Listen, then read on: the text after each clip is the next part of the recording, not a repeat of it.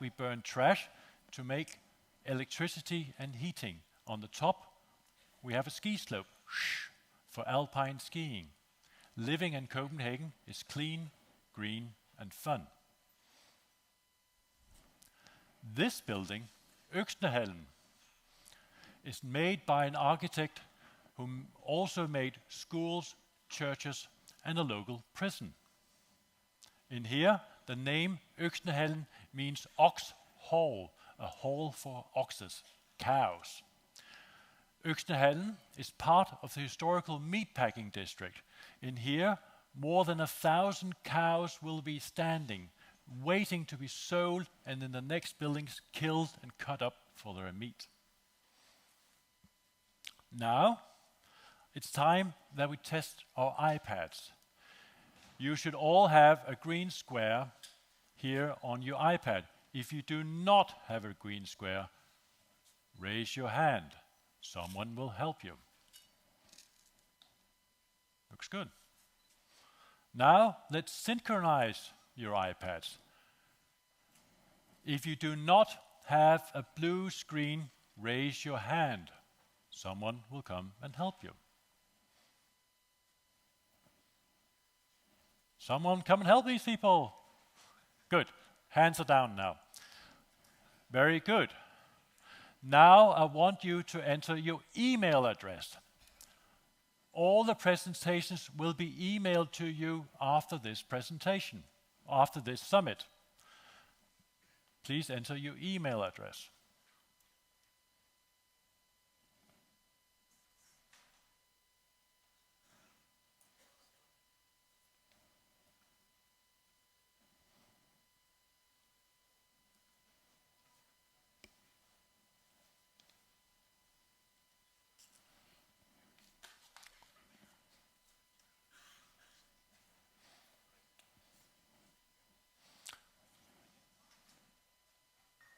Are we there? Yeah. If you need help, please raise your hand. Someone will come and help you.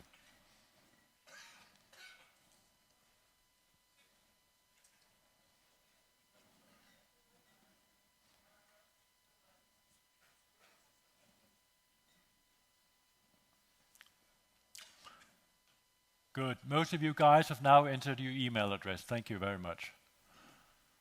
You can change the language by pressing the button in this corner. Then the presentations will be seen on your iPad in your own language. Now, let us test the voting system on your iPad. Are you ready for it, guys? First question. Is Carlsberg the best beer in the world? Yes? No? No opinion. I don't drink beer. Start voting now.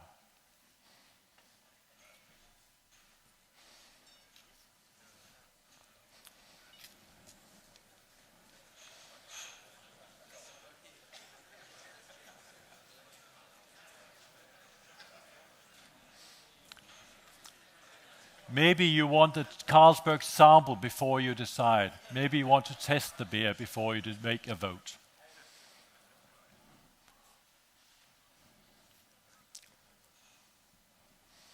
The Daikin Summit is paperless. Oh! Gentlemen, I see you have good taste. This is the result. Daikin Summit here is paperless, so if you want the presentation, you have to have entered your email address. Now, let's go on.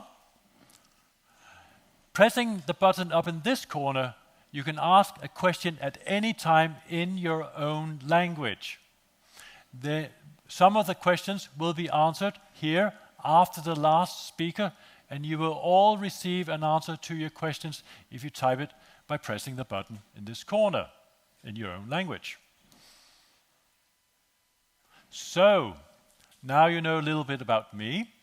You know a little bit about the city, the venue, and the iPad.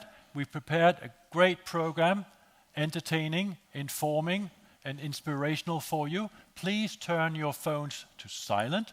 And it's now time for me to introduce the first speaker. Bernard de Hertog. He's been having more than 20 years of experience working in Daikin in a career that is taking him to different leading positions all over Europe. Now, Bernard is working for Daikin Europe as Senior Manager for Commercial DX Application. Bernard, he knows the products, he knows European companies, he knows European markets. He's a great guy to open this summit. Please welcome Bernard de Hertog.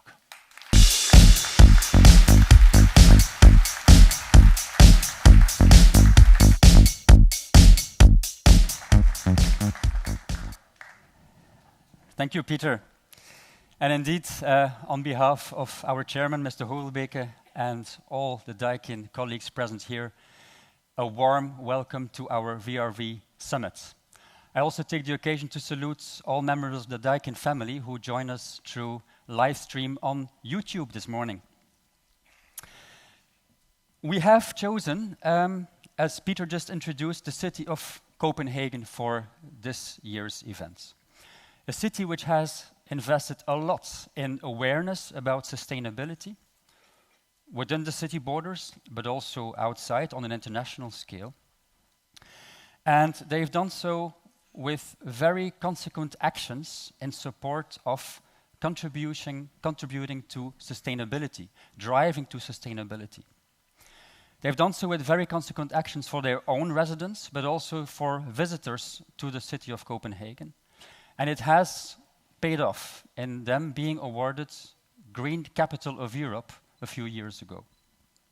A city, as we heard from Peter, very ambitious in their environmental goals, wanting to be carbon neutral by 2025, which is not that far away, and a city with whom we share the ambition to strive towards a contribution towards sustainability, which means for us, for our industry, the HVAC industry, and why we chose, as you can see here behind me, this slogan for this VRV Summit.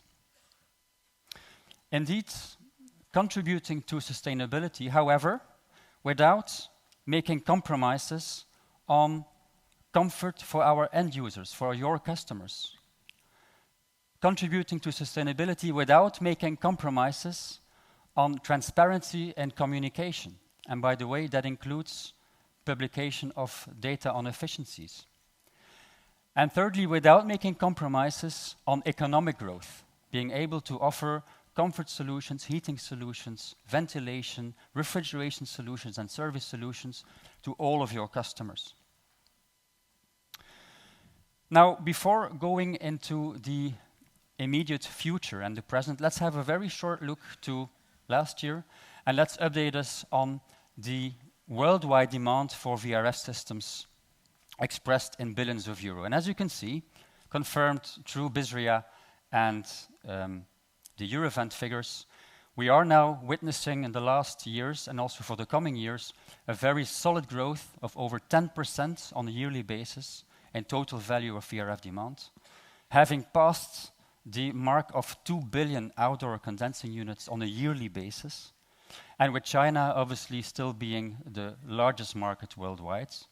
Closer to our regions, we're talking Turkey, France, Italy, Spain, the UK, obviously as the main markets in our regions.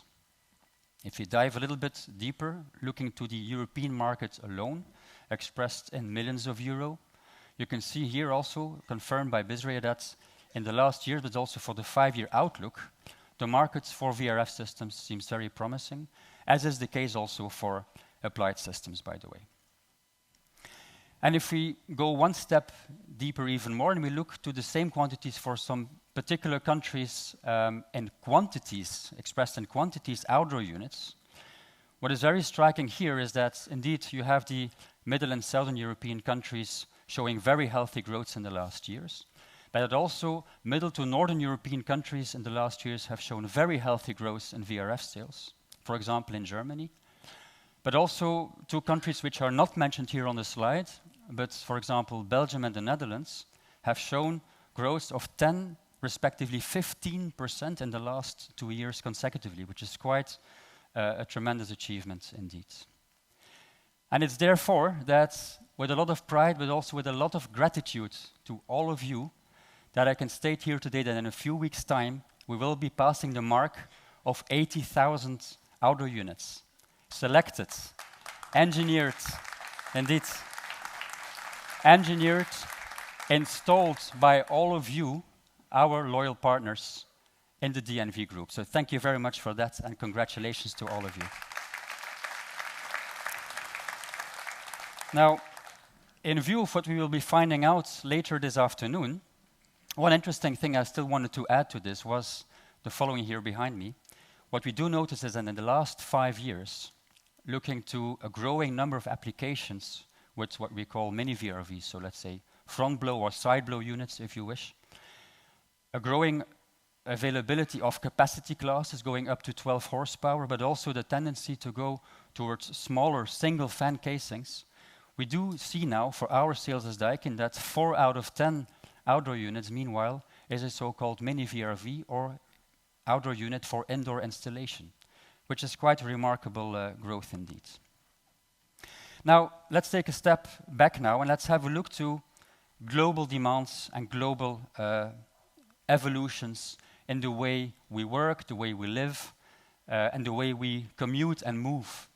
And indeed, as you can see here, we see and hear a lot about so-called megacities, cities with over 10 million of inhabitants. But in fact, also, let's say, medium-sized cities from 500,000 to 5 million inhabitants are in constant evolution, keep growing very strongly. And it's these cities that will be the hubs for innovation. Innovation in mobility, innovation in smart energy management. And while we have a very big opportunity, but also responsibility there, to support this urbanization with all the tools we have at hand. Because indeed, as you can see here on this graph of the International Energy Agency, a growing urbanization and a growing population will also mean that, as you can see, the share of cooled floor area will grow with another 20% in the next 20 years. Can you imagine? This is massive. Huh? As I said, also having quite a responsibility for all of us then to do this and to support this in an energy efficient and sustainable way. Now, we don't have to take on this challenge starting from a blank sheet of paper. There is a lot of global guidance given already. And this is done, for example, by what you find out here behind me and on your iPads. For example, by means of 17 so-called SDGs, Sustainable Development Goals, put forward by the United Nations a few years ago. And as you can see, these sustainability goals go way beyond only environmental aspects. It's also about tackling poverty, tackling inequalities, supporting the aim for its tackling inequalities, I mentioned, but also supporting the goal towards affordable, clean energy, and many, many more. Now, you might be wondering, why is he telling all of this? We're not holding a climate conference here after all, but then again, we kind of are, because as I mentioned, to do this and to support the sustainable growth in our HVAC industries, there is definitely a lot more we can do as an industry, as installers, consultants, architects, and end users to support these SDGs. And the 4 ones that I have circled here behind me are the ones that Daikin Group wants to contribute to in a very strong way. For example, by creating health and comfort for people. We do this on a daily basis. You all do. We provide comfort solutions, heating solutions, indoor air quality. With our refrigeration solutions, we tackle food loss. We try to preserve food quality as much as we can. Moving over to value creation for cities. This is definitely something you are working on a daily basis, whether in terms of nearly zero energy buildings, energy management, with your VRV systems. But of course, I do agree, explaining to stakeholders, city responsibles, developers, is a bit more difficult already to explain them in terms of the sustainability contribution that we can offer by offering these solutions on a daily basis. And the last one, value creation for the Earth in more general terms, is probably the hardest one to get across to stakeholders. Because, as we saw, remember the graph of the International Energy Agency, on the one hand, you have this growing demand in comfort cooling, and on the other hand, you have this growing public concern about the growth in energy consumption that this will bring about, and of course also, along with it, the use of refrigerants. So there, all of us have a role to play here to continue repeatedly to explain the positive contribution our industry can bring, for example, by supporting decarbonization, pushing away from fossil fuels towards the use of heat pumps, for example. And of course, we also realize it's much more easy to talk about very visual renewable energy schemes or innovations like solar panels, electric cars, windmills. It's way harder to do this by means of heat pumps, but we all count on you also to keep taking on this challenge and explaining this to your direct stakeholders. As Daikin, we have bundled this commitment in the so-called Vision 2050. Our mother company, Daikin Industries, has made this publicly available on the internet, and we also refer to it in our environmental report. But also very small steps count. For example, this event here is CO2 neutral, including the flights you had to take to come over here, and we did this by offsetting this with investing in a sustainable energy management project in India. What does this now mean for all of us here on a daily basis in our HVAC environments, the here and now, as I called it? Well, this graph, I assume, has no secrets for you anymore, and later today also my colleague George will come back to this. Fact remains, we are in full support of the F-gas regulation, and this means that within the end of this year, we will be looking to the next reduction in available F-gas quota, expressed in CO2 equivalents, this time a reduction of 28% versus the baseline of 2015. Gradually pushing the industry towards alternative refrigerants, if possible and available, of course. And for us, this has been a clear choice for R32. Of course, there are many alternatives being marketed as we speak.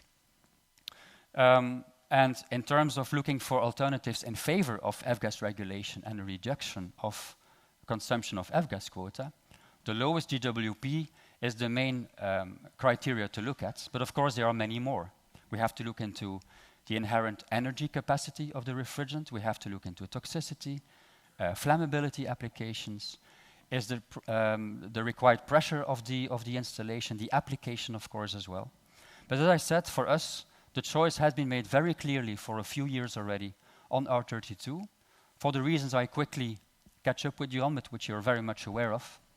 First of all, only 1/3 of the GWP of R410A, combined with the fact that thanks to the higher inherent energy capacity of R32, we're also able to reduce the charge needed in your system, in this case, for example, for a 10 kilowatt unit, with up to 15%, which means that as a result, you can offer your customers a system which is only 1/4 in terms of environmental impact expressed in CO2 equivalents. This is quite a strong achievement for such a technology. As mentioned, we have pushed this R32 technology through very consequently since 2012. We started with residential applications, then gradually moving up the capacity ladder, including multi-splits, light commercial applications like SkyAir. We introduced scroll chillers on R32. Our mother company, Daikin Japan, launched the first R32 VRV back in early 2018, then called the Green Multi. And of course, this afternoon is a time for us here in Europe with the launch of our VRV R32, of which you will hear a lot more through the capable hands of George and Kevin this afternoon. Very much looking forward to that. What does this mean for us so far in terms of residential and commercial applications for R32 penetration in our product range and sell-out? It means that by the end of this coming fiscal year 2020, we will have shifted the bulk of our sales into R32 technology. And once more, this is only thanks to your continuous support in pushing through this technology in the market and explaining the benefits to all of your customers. So once again, only possible thanks to your solid contribution to achieve such splendid results. Thank you very much for that as well. Now, it's good to bring new technologies in the marketplace. It's good to design and develop new products, but it's also as much important to be able to give you the correct tools and applying them properly. And I was thinking to take the occasion today to bring back the element of green building support and green building designs. And I think the location of Copenhagen here is an excellent opportunity to do so. Let's take, for example, the scheme under VRV, the BREEAM certification, where as Daikin, with your VRV systems, you can contribute within 7 of the 10 different criteria that the BREEAM scheme is looking into in terms of sustainability credits. You can read them here behind me, and most of them, of course, the most important one definitely will be in terms of management of the system, health and well-being, energy, and so on. And just to remind you, the BREEAM score is actually made as of a weighted sum of all of the different criteria your VRV system contributes to. And a very similar approach in terms of the LEAD program, where we contribute with 5 out of the 9 different criteria. You can see the namings of the chapters are fairly similar, but obviously also here one stands out very clearly in terms of energy management, where your VRV system can really contribute to a very solid score on LEED sustainability and a green building score. And here actually the sum of the different scores gives you the final result of a LEED score, so a little bit easier than on the BREEAM scheme. So all in all, whenever looking into advantages in terms of green building support and credits that can be earned, we have these elements in support of your VRV system for your end users to take into account, starting with energy savings, for example, with VRT technology, looking to water-cooled solutions, for example, taking into account even higher efficiencies, noise reduction, space-saving solutions. We also mention here again the control solutions, with your iTouch and intelligent control managers, tablet controllers, etc. And not to forget, at the middle of the slide, we are still the only manufacturer in Europe being able to offer a BES 6001 certificate, which means we are a sustainable procurer and producer. It took us a lot of efforts to get this done, but we're really still very proud of being able to offer this certification in support of a BREEAM score. And of course, having these tools at hand is a very good thing, but also to be aware of upcoming green building projects is as important. And just a quick reminder here that you can access at any time you want the pipeline of green buildings under the BREEAM scheme, which they make publicly available in the so-called Green Book Live. So don't hesitate to go and have a look on Google, you will find it immediately. And of course, I also invite you to have a look on the business portal, where we share a lot more details on how to make optimal use of your VSE system in terms of optimizing the green building score for your customers.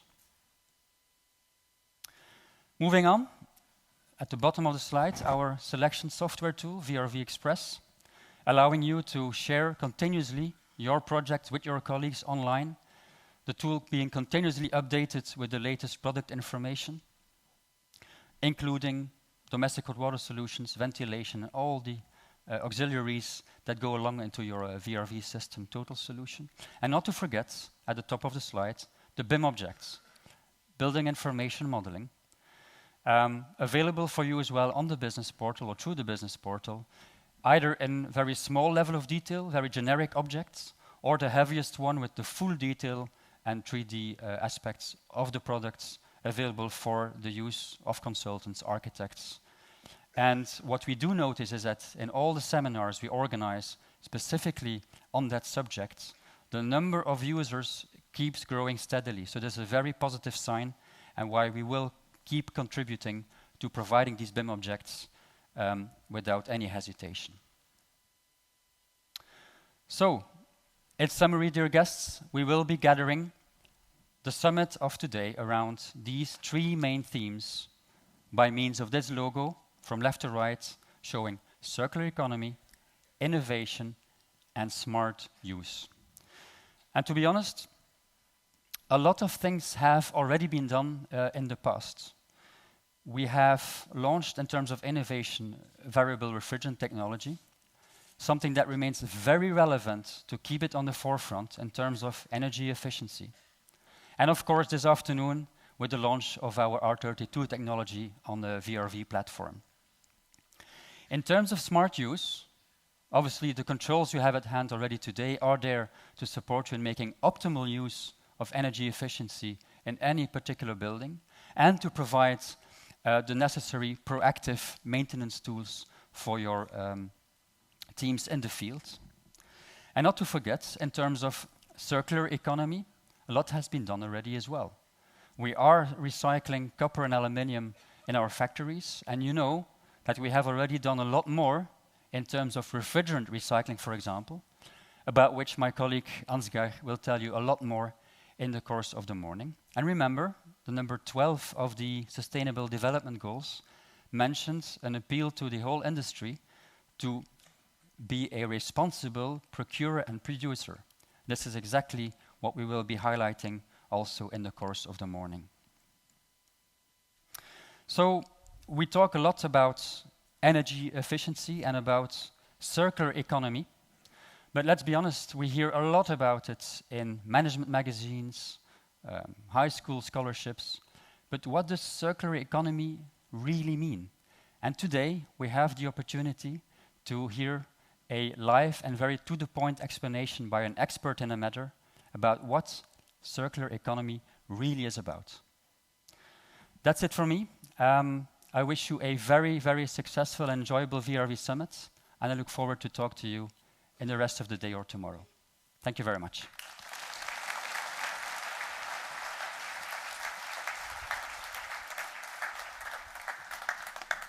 Thanks, Peter. Thank you. Wow, impressive. Daikin products have a great potential and great possibilities. Now, I'm going to introduce the next speaker. Have you all been writing questions on your iPad to Bernard de Hague? Yeah, you can still write questions to him. The next speaker is Matthias Verhey from the consultancy agency Möbius, based in Belgium. Möbius is creating a positive and sustainable impact for society and industry.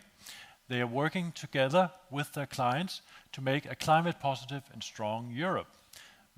Matthias Verhey has a passion for working with industry, and he has experience working with companies such as 3M, Barco, Johnson & Johnson, and Procter & Gamble.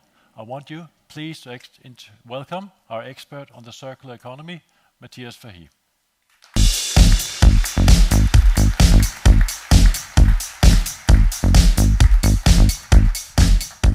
Thanks, Peter. Thank you very much. Hi, everyone. Our world is changing. That is probably something people have been saying every year and year again, but still we see the past decade that our world has changed, and it has changed significantly. News on the state of our planet, on the environmental state of our planet has been popping up more frequently. I think already since December 2019, we see that Australia has been ravaged by bushfires. The Economist says that 2019 was for Australia the hottest year on record for the past 100 years. Yeah. 5 years ago, I had the opportunity to go here. This is the Victoria Falls on the border between Zambia and Zimbabwe. If you're ever around, if you're ever in the neighborhood, don't hesitate to stop by. I still saw this picture. Really majestic falls, really nice. Sadly, the dry period on the hot African continent is lasting longer and longer and longer. And tourists, people often see this picture, a dry Victoria Falls. Of course, not everything is hot and dry. You might have noticed that Copenhagen is also quite chilly. In May, I will be speaking about sustainability and circular economy in Venice. I hope I can keep it dry because we know that Venice has been flooding frequently the past few years. I won't be going to Miami. Miami is in the southeast of the US. Miami is by 2060 projected to be found 20% underwater. Yeah. This is evidence.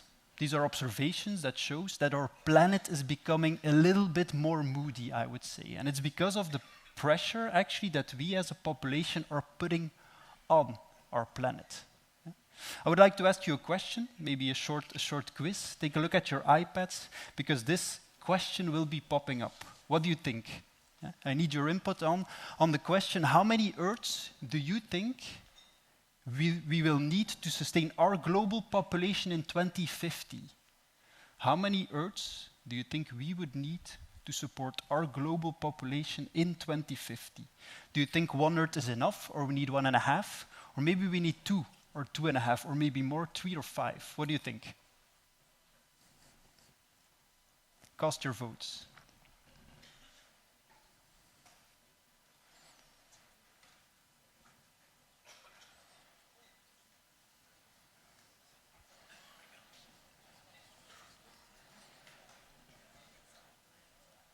Okay, quite a distributed guess.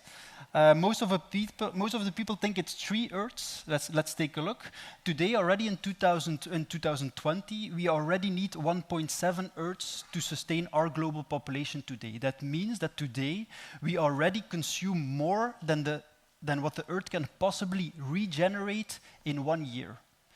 To answer the question, indeed, we need 3 Earths if we want to sustain our global population in 2050, if we continue as we do today. Yeah? This fact, of course, all these observations, these don't go unnoticed. And actually, these observations lead to very strong action, and not the least on our European continent. Yeah? Our European continent right here. Remember also, at the end of 2019, our European Union lawmakers declared a climate state of emergency. And our new European Commissioner, called Ursula von der Leyen, responded very swiftly with publishing a Green Deal. Do you still remember the Green Deal? The Green Deal is a bold action plan for Europe to transition to the first climate neutral continent in the world by 2050, the first climate neutral continent in the world. Yeah. So we have action, luckily. But we always have to be aware. Yeah? Also, in an age where fake news lures around every corner, we still have to be very critical. We have to ask ourselves the question, why do we see all these climate frills? Yeah? And is our climate actually in a state of emergency or not? And do we actually need this Green Deal or not? And why do we need it now? We have to ask ourselves the question, what is actually happening today? And that's why I'm here a bit to guide you through it. Okay? First of all, what do we see? First of all, we see, and that's not a surprise, that the planet pressure that we are experiencing actually is being caused, the root cause is rising global population. That is not a surprise. Our global population has been rising steadily and steadily and steadily. Yeah? But what is the link between a rising global population and a bigger pressure on our planet? There is a very clear link. And that link is called consumption. Yeah. Today, with you guys, I would like to talk about 2 types of consumption. The first type of consumption that we have is energy consumption. Yeah, and take a look at this graph, the blue line. Actually, we see that energy consumption has been rising also steadily, except for the past 2 decades, the past 20 years. We see a little bit of an energy boom. Yeah? I don't want to draw too much attention to this energy consumption. Why? Because I'm quite confident. I'm quite confident that we will tackle this. I'm quite confident that we will curb the impact that our energy consumption has today. More strongly, I even think that today we already have the innovations lined up and ready to tackle this. Even stronger, you all know them already. I'm talking about energy efficiency of appliances, it's number 1. I'm talking about renewable energy, wind, solar, hydro, and I'm talking about very important, probably the most important one, electrification of our mobility and transportation system. It's my half an hour. I can also ask questions. Here in the room, raise your hand. Who is already driving with a hybrid or an electrical vehicle? Raise your hand. Already some people, 10, 20, 30 people maybe. So we see already that the answer to this situation is already trickling down into our society, and we will see this picking up very, very rapidly. We also see that there are a lot of very promising examples that will tackle our energy challenge. We see that, for example, in a lot of regions, the price of renewable energy has already undercut the price of fossil fuels. We also see that in a lot of regions, there are bold, ambitious action plans to phase out fossil fuels altogether. Also, it hasn't been mentioned yet, but Denmark here is the first country that actually has articulated the ambition, the first country in the world to become climate neutral by 2050. Yeah? So I'm quite at ease here. The energy question, if you would ask Angela Merkel, will we solve this? She would say, wir schaffen das. And I think the same. But I would like to talk about another type of consumption, because remember, I had two types of consumption. Another type of consumption that also clearly links the rise of our global population with the planet pressure that we are feeling. And it's this. It is the consumption of materials that we have today.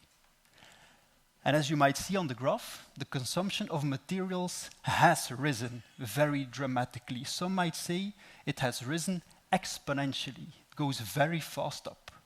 This means that we are consuming a lot of materials today, and we are also discarding a lot of materials today, and we do it fast, right? Let me back this up with some numbers if you don't believe me. And here you have to follow me closely and let this sink in a bit and think about every word I say. Let's take a look at fashion. Let's take a look at clothing. If you look at the average person like you and me, we see that the average person buys 60% more clothing every year, while keeping this clothing in use only half as long as 15 years ago. This means that we buy more and we use it for a shorter time frame. This leads to the fact that the average lifetime of a piece of clothing, like my shirt, is more or less under 3 years today. It's surprisingly low, no? 3 years for a clothing item. Let's take a look at electronics. Let's take a look at large electronics, like refrigerators, ovens, dishwashers, whatever. Large electronics is supposed to be used for a considerable amount of time. Today we see that the proportion of large electronics that is being replaced within 5 years after buying it, that proportion has doubled the past decade. So even electronics that we are supposed to use for a long time, apparently we replace them faster and faster. Not to mention this single-use plastics. We have a lot of plastics that we use in our society today. Plastic packaging, for example, for food, laundry products, beauty products. A lot of them is single-use. That means we only use it once. That's contradictory, right? Because plastics is a material that has been designed to last for a long time, for a lifetime, even for multiple lifetimes. But we as a society, we use plastics in a very short time frame. We use it only once. Yeah? This leads to this. This leads to this fact, the fact that basic materials, all this consumption, all this discarding leads to the basic fact that some critical materials that we use today in a lot of cases are becoming scarcer and scarcer and scarcer. We will be running out of them, or it will be very hard to get to them. And take a look at this graph. We see some really basic materials like oil, rare earths, lithium, cobalt, zinc, aluminium, copper, things that we use day to day in our smartphones, in our chargers, in our batteries. These basic raw materials are projected to run out on the midterm. And on the midterm, I mean 2050, exactly the moment where our Green Deal will be on the highlight of their existence. Yeah. This is not the only thing. Scarcity is one thing, but we also see that the leftovers of all our critical materials that we need to support our consumption behavior are also very unevenly distributed across the planet. Take a good look at this graph. The reserves, the leftovers, are also nowhere to be found on our European continent. They are found everywhere except on our European continent. This even reinforces the fact that we need to go for a Europe that is self-foreseeing, that is self-sustaining. And we don't only need it from an environmental perspective, because we need to tackle the challenges that I already talked about before, but also from an economical perspective, from a competitive perspective, we need this. Yeah? So that's the situation today. Today we see that we consume a lot, and we are emptying out the planet bit by bit. It's called, scientists call this resource depletion. But simultaneously, our consumption behavior also is disturbing our climate system, and that is what we call climate change. Two important consequences of how we consume today. I am not a bringer of the apocalypse. I'm a very optimistic guy, but there is action wanted. And luckily, we have these actions lined up already. I already talked about it before. The actions are here. The actions are in the European Green Deal, the ambition and action plan to bring our European continent towards the first climate-neutral continent in the world by 2050. Yeah? 2050 appears to be a very important year. This action plan has some good measures. We talk about sustainable transportation, we talk about clean and affordable energy, we talk about even a zero pollution Europe. But I would like to draw your attention to what is for me the top measure. And conveniently, it's also situated at the top of the graph. It's called the transition towards, and these are the magic words, a circular economy. Yeah? But what is a circular economy exactly? I will explain it by telling you what it is not. A circular economy is not a linear economy. A linear economy is an economy where we take, we make, and we dispose. We take resources out of the ground, we make stuff, we use stuff, and we discard afterwards. And where the materials go, we don't really know. I hear you thinking, we are not in a linear economy, right? We recycle already. And that is true. We see that a lot of countries, a lot of economies have already transitioned, both in Europe and globally, have already transitioned towards a recycling economy. But here I sadly have to burst your bubble a bit, because recycling in practice we see is very, very hard. First of all, to recycle stuff, you need to collect stuff first. And apparently collecting stuff is really, really hard. Collecting materials and products is really, really hard. I have another question for you. Take a look at the iPads. I need your input again. Which share, it's about recycling and collection, which share of mobile phones do you think is collected globally for recycling? And this is a percentage. Do you think it's 1% of global mobile phones? Is it 10%? Is it 20%? Or is it 50%? What do you think? Do we collect a lot or not?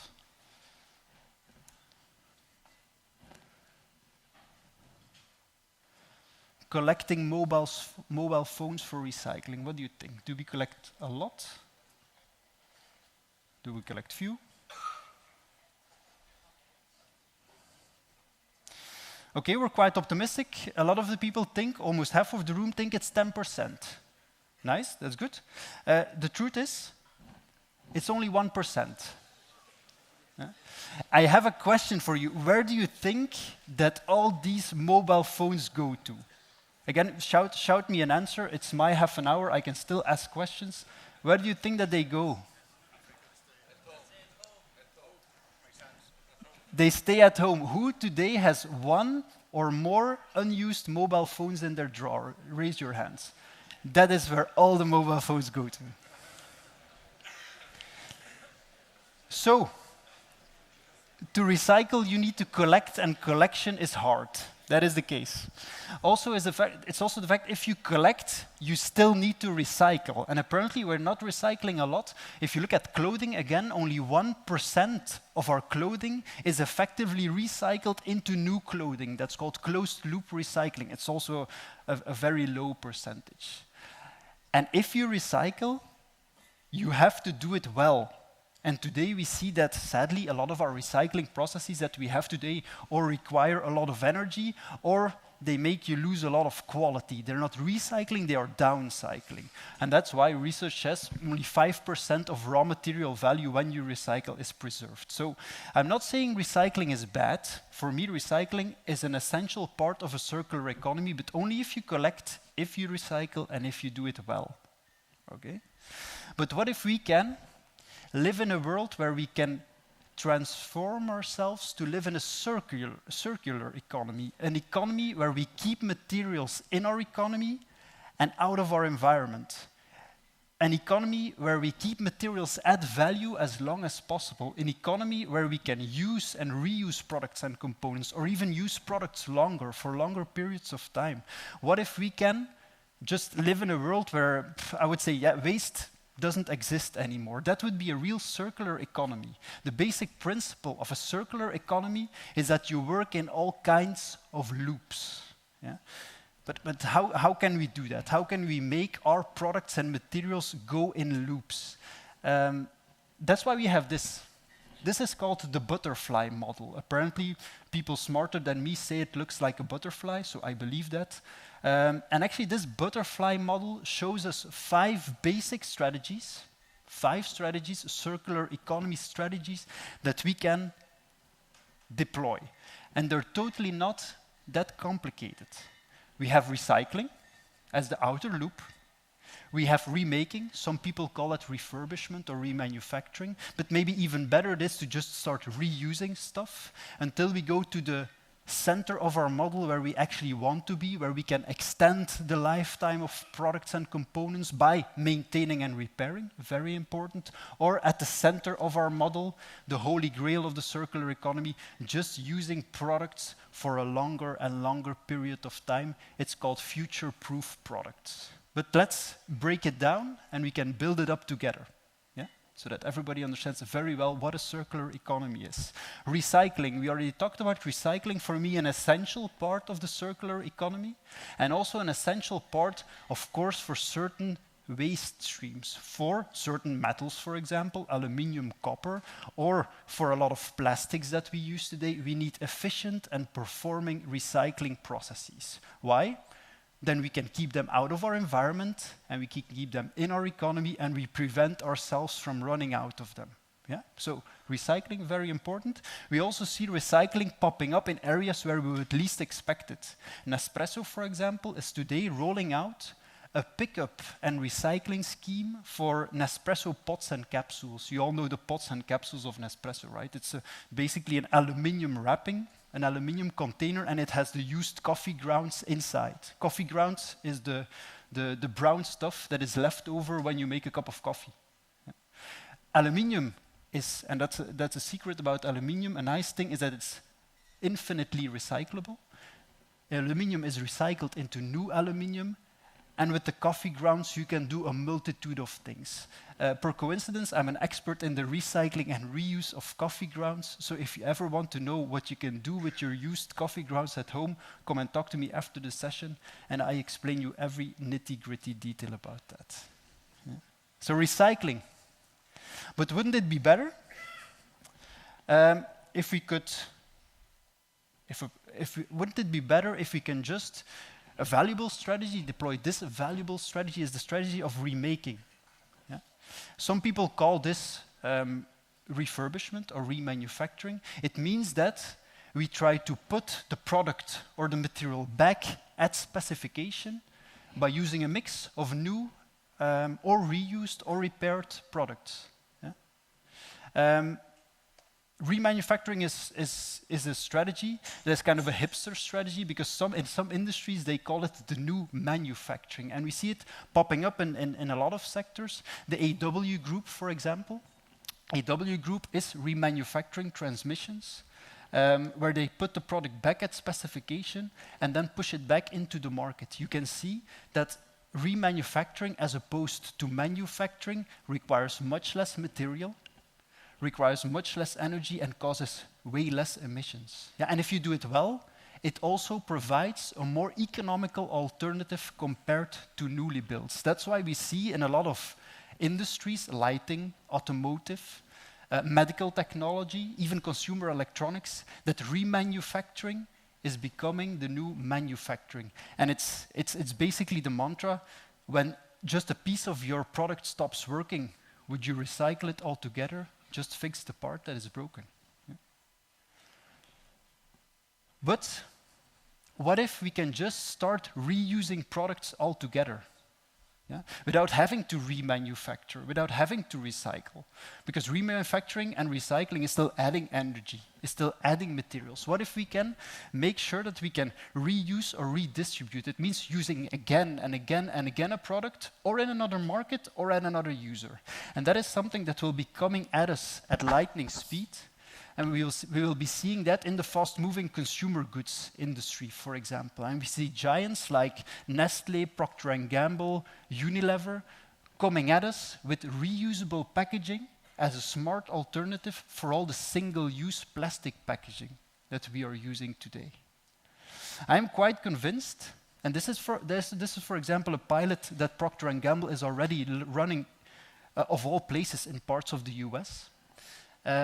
Procter & Gamble works together with a partner Loop, where they bring food products, laundry products, beauty products in reusable containers to the client. I'm quite convinced that in the coming 10 years, we will have our groceries, of course, delivered to our doorstep, but we will have shippers like DPD, UPS, or we will even have a retailer like Walmart picking up and dropping off reusable containers at our homes. Quite convinced. But what if we can prevent products and materials from even entering the waste stage? And we have something for that. What if we can prevent materials and products even from degrading? We have something for that that has been around for ages, but for me it's a little bit underestimated by a lot of businesses. It's maintenance and repair. Yeah? A good example, or maybe a bad example, see whether I have it, is actually my phone. This is an Apple iPhone, probably the same one as 50% of you have here in the room. This is a disaster for maintenance and repair. My camera has been broken for the past month. I cannot fix or replace that. My screen is also cracking, and I cannot replace it either because I have 2 left hands.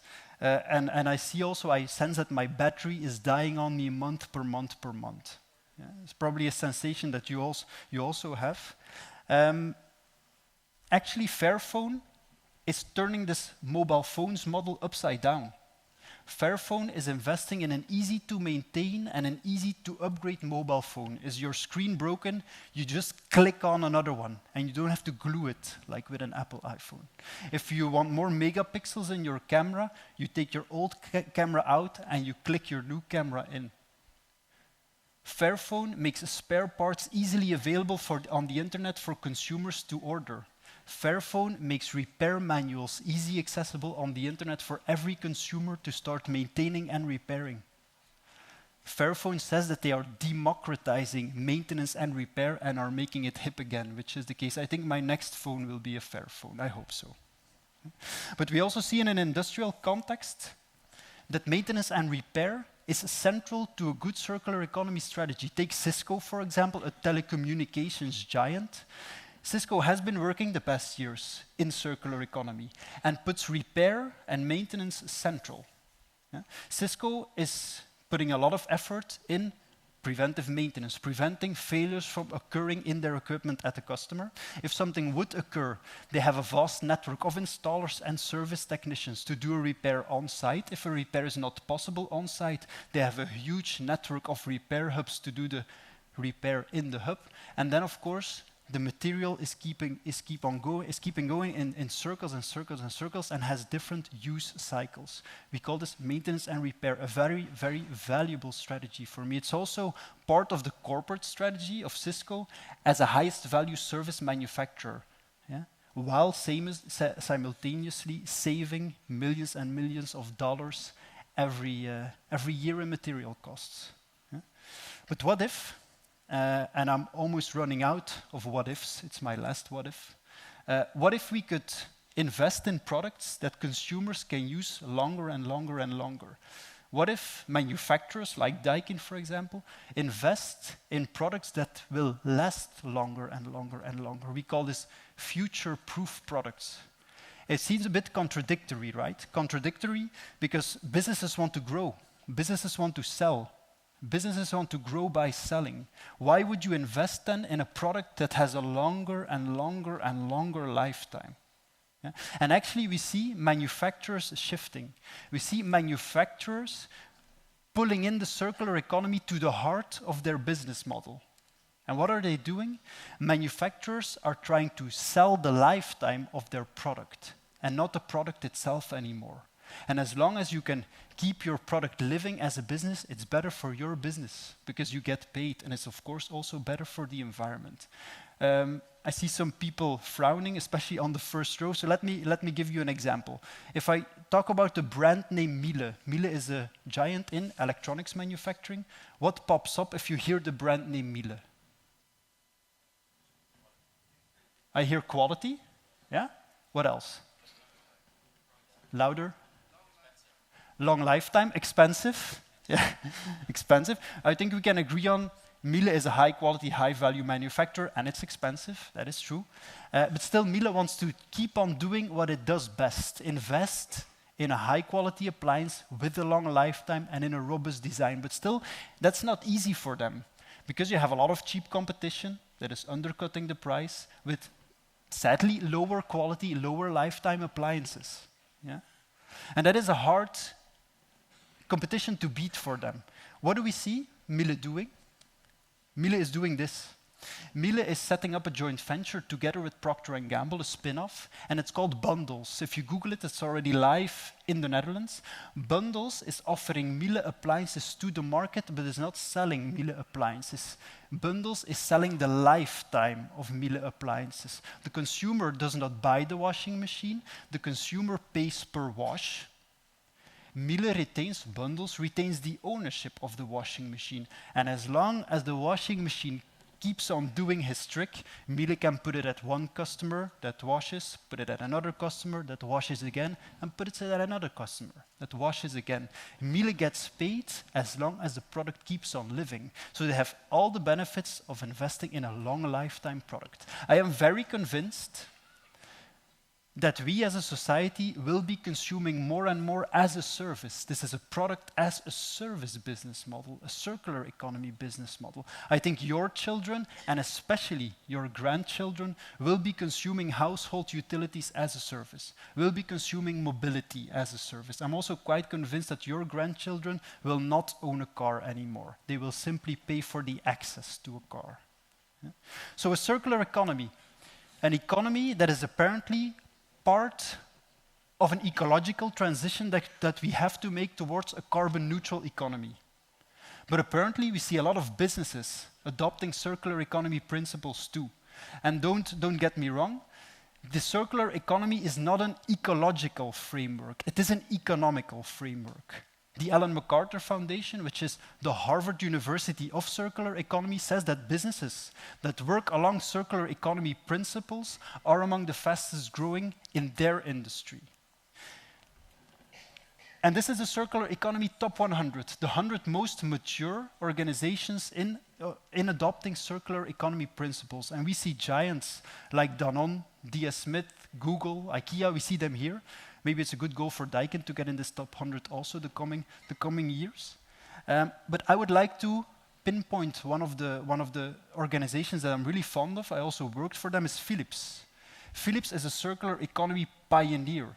Today, end of 2018, Philips said that 11% of their revenues was already circular. By the end of 2020, already 15% of their revenues will be circular. And Philips has solutions in all the different loops. If you have a Senseo device at home, chances are very high that the plastic parts will be 50% made out of post-consumer recycled plastics. If you go to the hospital anytime soon, I hope that's not the case, but still, if you would be going under an MRI scanner or a CT scanner of Philips, chances are 70% that scanner will have already his second or his third or its fourth life. Philips makes it medical equipment go in circles. Signify, which is the old Philips lighting, is offering lighting as a service.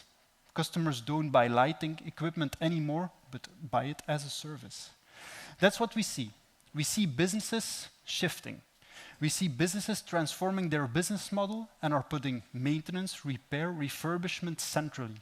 We see even businesses offering products as a service. We also see that businesses are aligning their product to a circular economy, yeah? Making it easier to use longer, making it with an extended lifetime, or even making it easier to repair or to recycle. Yeah? To deliver circular value to the market, we even see organizations transforming their value chain. Take Cisco, for example, and I'm quite convinced that if Daikin will be venturing more into these circular economy business models, that they will need the cooperation of every partner that they can get. Yeah? So to sum up, I think challenges are big. Some call the challenges huge that we are facing. We also know that ambitions are very big. Yeah? I think the coming decade, it is time to put our money where our mouth is and act on these ambitions. We know that, to sum up, our Earth is round, and that's also the only thing you need to remember from my talk. The Earth is round, and so should our economic system be. We should build an economic system where materials go round and round and round. Again, I thank you for your attention.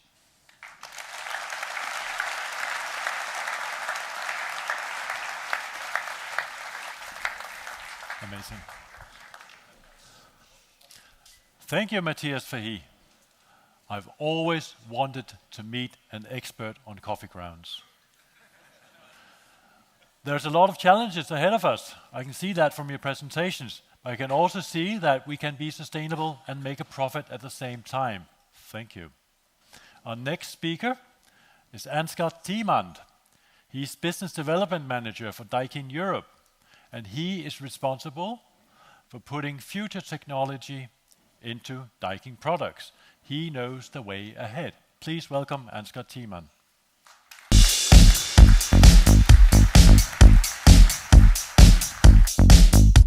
Thank you, Peter. Thank you for the introduction. Ladies and gentlemen, dear guests, you all may feel that circular economy is an important subject. But in our daily reality, does it play a role for you today? You may ask yourself, is this important for me, for my customers? In short, is it important to listen now? I can promise you, yes, it is important to listen now. Circular economy is not future. It is now becoming part of our daily business environment, of your daily business environment. As introduced from Matthias before, circular economy is not just recycling, it's much more. He used the image of the butterfly to show that multiple operations contribute to the circular economy.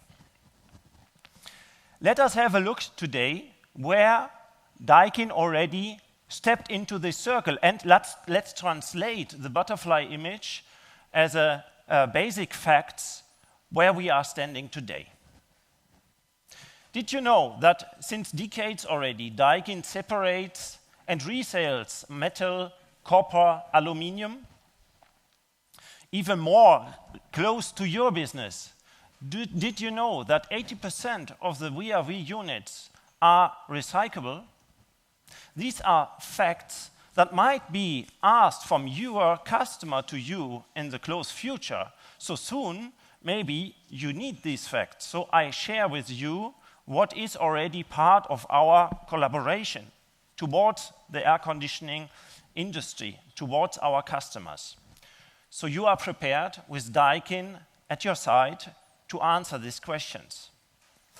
More concrete, Daikin went into fiscal year 2015 by direct subcontracting to make sure that the aluminium, copper, other materials from our products are reused, and we have a direct contract with a partner who is taking care that they are re-entering into the loop.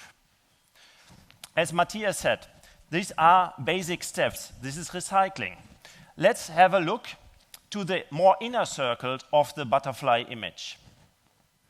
Daikin's famous replacement VRV is a good example of bringing the technology to you, enabling you to replace a system, in an ideal case, to upgrade a complete air conditioning system by just changing the outer unit, and so enabling the reuse. The Daikin VRV Q series is a peace of mind solution for easy installation in a replacement situation. So it enables the reuse of piping, it enables the reuse of branches, it enables the reuse of indoor units of the respective forerunner system. It enables the reuse of drain pipes. It enables the use of the wiring between the indoor and outdoor units and the remote controller. So you see, the circular economy elements are quite close to daily operations, to your business environment, to the relation between you and your customer. But when we move even one step further in the inner circles of the butterfly image, you will see that there, your services, your technicians in the field are really becoming the key to transfer the elements of circular economy to the market.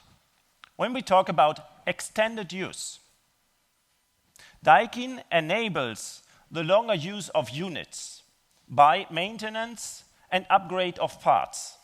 Daikin's famous policy is to provide 10 years guaranteed supply of spare parts, and this even after the end of the production time of a product.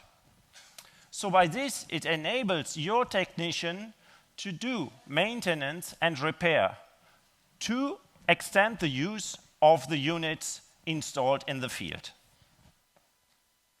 But also we went to the inner circle already in the last year.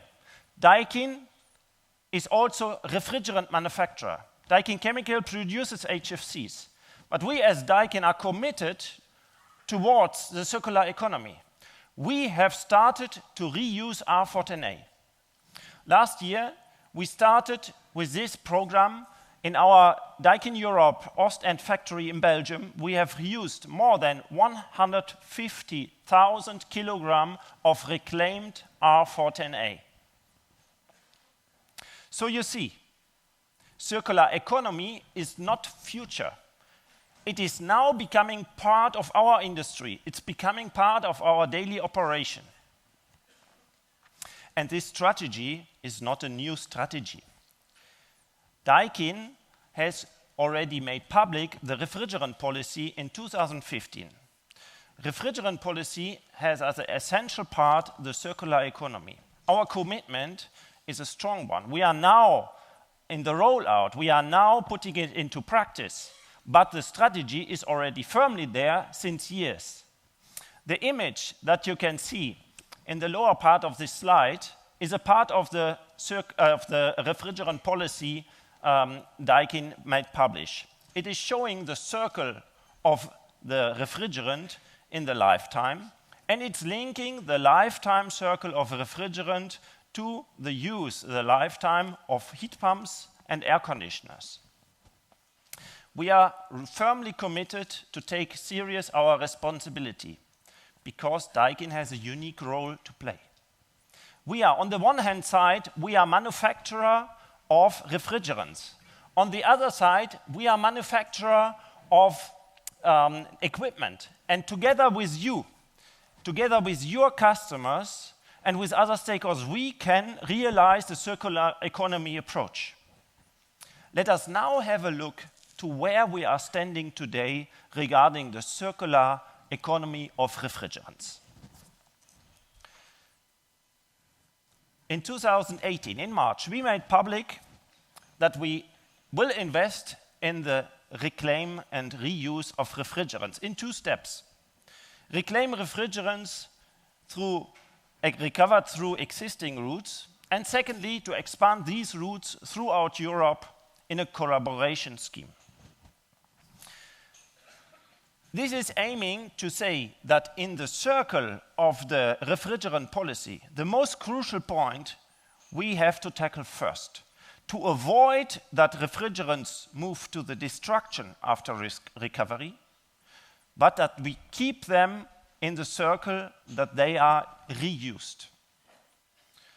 Let me show some examples that show how will you be engaged, how you will become partner in this approach. One example is the recovery and recycling portable machine of Daikin that is available from March onwards. With this machine, you can create your own circular economy already, and also you can reduce the cost of operation. This machine is exhibited outside, so have a look later and talk to my specialist colleague to get more details. But the core, the quality of the recycling the machine is operating is based on a unique technology. It's a three-step approach. So the first element is oil separation by evaporation system. The second is we have a filter dryer to remove the moisture, and we remove liquid by electrostatic filtering. Another very important practical element is that this machine operates on a constant speed independently from the refrigerant you are recovering. So meaning you can calculate the time of operation of this machine on site quite well, and so plan around other works in order to make it an economic approach. As said, it's very important, and our commitment is to avoid destruction of refrigerants and move towards reuse. Another example is the service package Reclaim with Confidence, which is available in United Kingdom for our dealer network. In a collaboration with a Rapid Recovery from AGAS, we set up this to have an easy approach, to have an easy access to recovery. So, Reclaim with Confidence is providing to recover, is providing the paperwork, the certification, and for your customers is providing the positive message that at the end of the process, the refrigerant will be reused for a second lifetime. These two examples were tackling the crucial point to avoid destruction, to move back into the circle. As I already mentioned, with the reuse of reclaimed gas in our Ostend factory in Belgium, we are tackling also another point, the re-injection to the circle of reclaimed gas. So in March 2019, we made public that we have decided to use a substantial amount of R14A in our factory, and that we strive to expand this, to use it more and more reclaimed HFCs in our factories throughout Europe. This means we are contributing to the circular economy, but also it means that we produce more heat pumps and air conditioners while we avoid the production of virgin refrigerants and bring these to the market. So as a whole, the VRV loop by Daikin units are a positive choice to avoid the production of virgin gas. What does it mean? The VRV loop by Daikin units use the certified reclaimed refrigerant allocation principle. First of all, this means certified by external quality control. It is HRRI 700 quality. And this means that a reclaimed gas is exactly the same quality as virgin gas. There is no difference at all. Secondly, the reclaim is defined according to the F-gas regulation in a high-quality regeneration process, meaning we contribute by this to the F-gas regulation by the recovery and reclaim within the European Union. So with short distances, which is another aspect of being sustainable. And by an audit process, we make sure that the refrigerant, the reclaimed refrigerant, is allocated to the VRV loop by Daikin units. This we use as encouraging, as a start point to approach the existing stock of used refrigerant in the market, and we ask all our partners, all our customers, all our stakeholders we are in contact with to approach this first for R410A, but then for other HFCs in addition. The principle is very simple. In our factory, we have supply of virgin gas and reclaimed gas. We can do this without any headache because the virgin and the reclaimed are absolutely identical from quality. We can use them in the same production line. It is meaningless to invest in a separate production line for reclaimed gas because the products at the end of the production are identical and their performance is too. So via the audit process, we assure that the reclaimed refrigerant we have available is allocated to the VRV loop by Daikin units. And this is not a new principle at all. This is known very well from green electricity. Imagine, for your home, if today you decide to have a green electricity contract, then your home is still connected to the same electricity grid.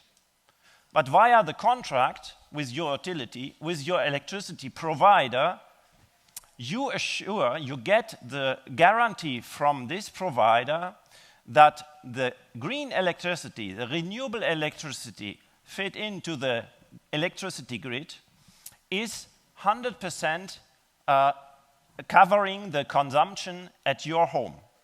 So the principle is not a new principle. It's a principle that is making easier the implementation and brings to an economic feasible level the use of something that is very positive, that is in a sustainable way of thinking, useful to approach. VRV loop by Daikin units, this is a success story already today. By the end of the fiscal year 2019, we will have sold almost 15,000 units to the market. And this is thanks to your effort. Also here we see this is a joint approach. You are a part of this. Thank you to your efforts. In order to make clear how important it is that we are together as a team, that we jointly approach this, we would like to have a short reflection on how important is a little contribution to get something bigger. I would like to ask you, therefore, take your iPad and answer the question: how many VRV units we would be able to sell if everyone present here today would return one single bottle of used R410A? Is it A, B, or C, or D? Is it 100 VRV loop by Daikin units? Is it 200 loop by Daikin units? Is it 500 units? Or do you think it is 1,000 VRV loop by Daikin units?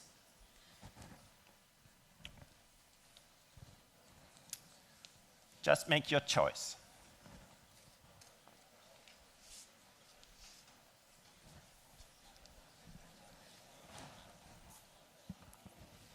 There you see. Thank you very much. If everybody contribute a little, it is something bigger that we can create. And it makes it more easy for all of us to move into the circular economy. So the examples regarding the circular economy I have shared with you until now were approaching single elements in the circle of the refrigerant policy. But with the coming examples, I will share with you that we did not just approach to avoid destruction. No, we have already projects in place where we closed the loop entirely. In this example of recovery and use, a case study we did with our international customer, retailer Action, we also can see that our customers really appreciate this approach. They are grateful to get from us enabled to reuse their own existing refrigerant in the new equipment they will install in their new shops for a second lifetime. What did we do in this case? We have, in a collaboration with the French refrigerant distributor Daikin Climalife, recovered from 12 Action stores the used refrigerant, the used R410A. And we have allocated to the units, to the new units, we installed in 10 new stores across different countries this refrigerant. These countries covered 6 countries in the whole. It covered Austria, Belgium, France, Germany, Netherlands, and Poland. This was a pilot project, but executed in 2019. But in this year, in January, we have started to roll out this program for our international customers. And we have started to recover from 50 stores, 50 stores, refrigerant in different countries and started to reuse in new stores. We went even further with the next example I show you now. For a famous and representative palazzo in the center of Milan, we were able to even cover the whole refrigerant equivalent based on a reclaimed refrigerant. So not only the factory charge, where we use in our factory reclaimed refrigerant for production and bring it to site, no, also the field charge for the extended piping lengths based on reclaimed gas. What did we do? It started all with a collaboration of our Italian group member in collaboration with a national consortium, Remedia, to recycle waste equipment. And we took out from waste equipment used refrigerant. In a collaboration further with the Italian refrigerant distributor General Gas, we have been able to provide the reclaimed refrigerant to the field charge, to the construction site, in order to complete really 100% of the charge to complete the entire loop, the entire circle in this particular case. So you see, circular economy is not future. Circular economy is already part of our industry, part of our daily business today. What are the next steps? So we have started to reuse R410A. Now we are on track to reuse reclaimed refrigerant in the next years that amount up to 500,000 kilograms. And allow me to remark, because I really think it's remarkable that Daikin is a manufacturer of refrigerant, but we are committed to move towards the circular economy. And we would like to enable you to become part of it. That's why we will roll out and establish national recovery services through a two-step approach. First, we will do it for our key account customers, retailers, etc., like the example for Action we have seen. And then we will expand it in collaboration with the stakeholders. Daikin is closing the loop. Join us. Thank you very much.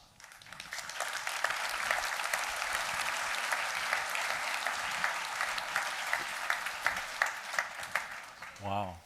Okay. So, impressing. I've seen that there are many challenges, but there's also great opportunity, and that Daikin is making great progress. I hear from the guys in the technical office that you guys are making a lot of questions on your iPad. Excellent. Keep on typing those questions. You can type questions in your own language.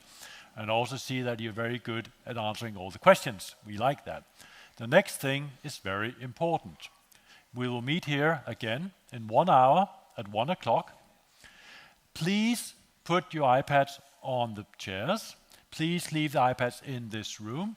We now have lunch for you.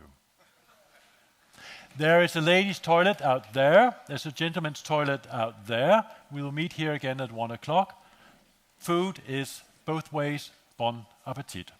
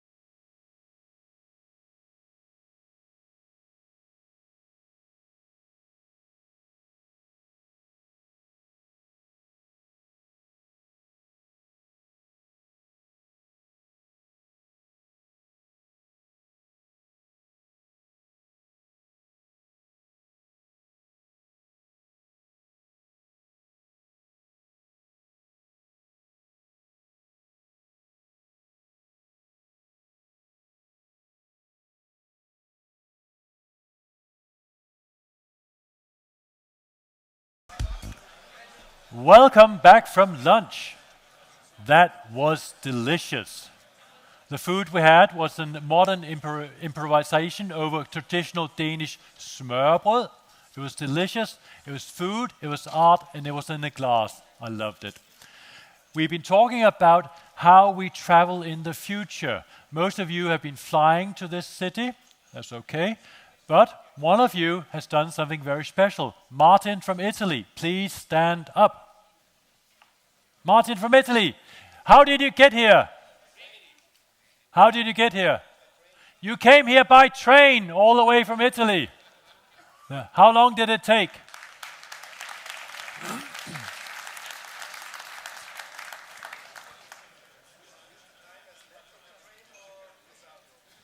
It was a long trip. Excellent. I'm so impressed. You should also be impressed of this afternoon's presentation. Or many of you have already put questions on your iPads. Please continue. We need more questions. We love your questions. You can write questions in your own language. This afternoon we have a presentation, so be ready, be alert, be excited. This is going to be fun and fascinating. We have a seasoned Daikin man to make the presentation, George Demou. He's been with Daikin for 22 years, and he will take you through this amazing presentation. So sit tight, keep your mobile phones to silent. George Demou, welcome.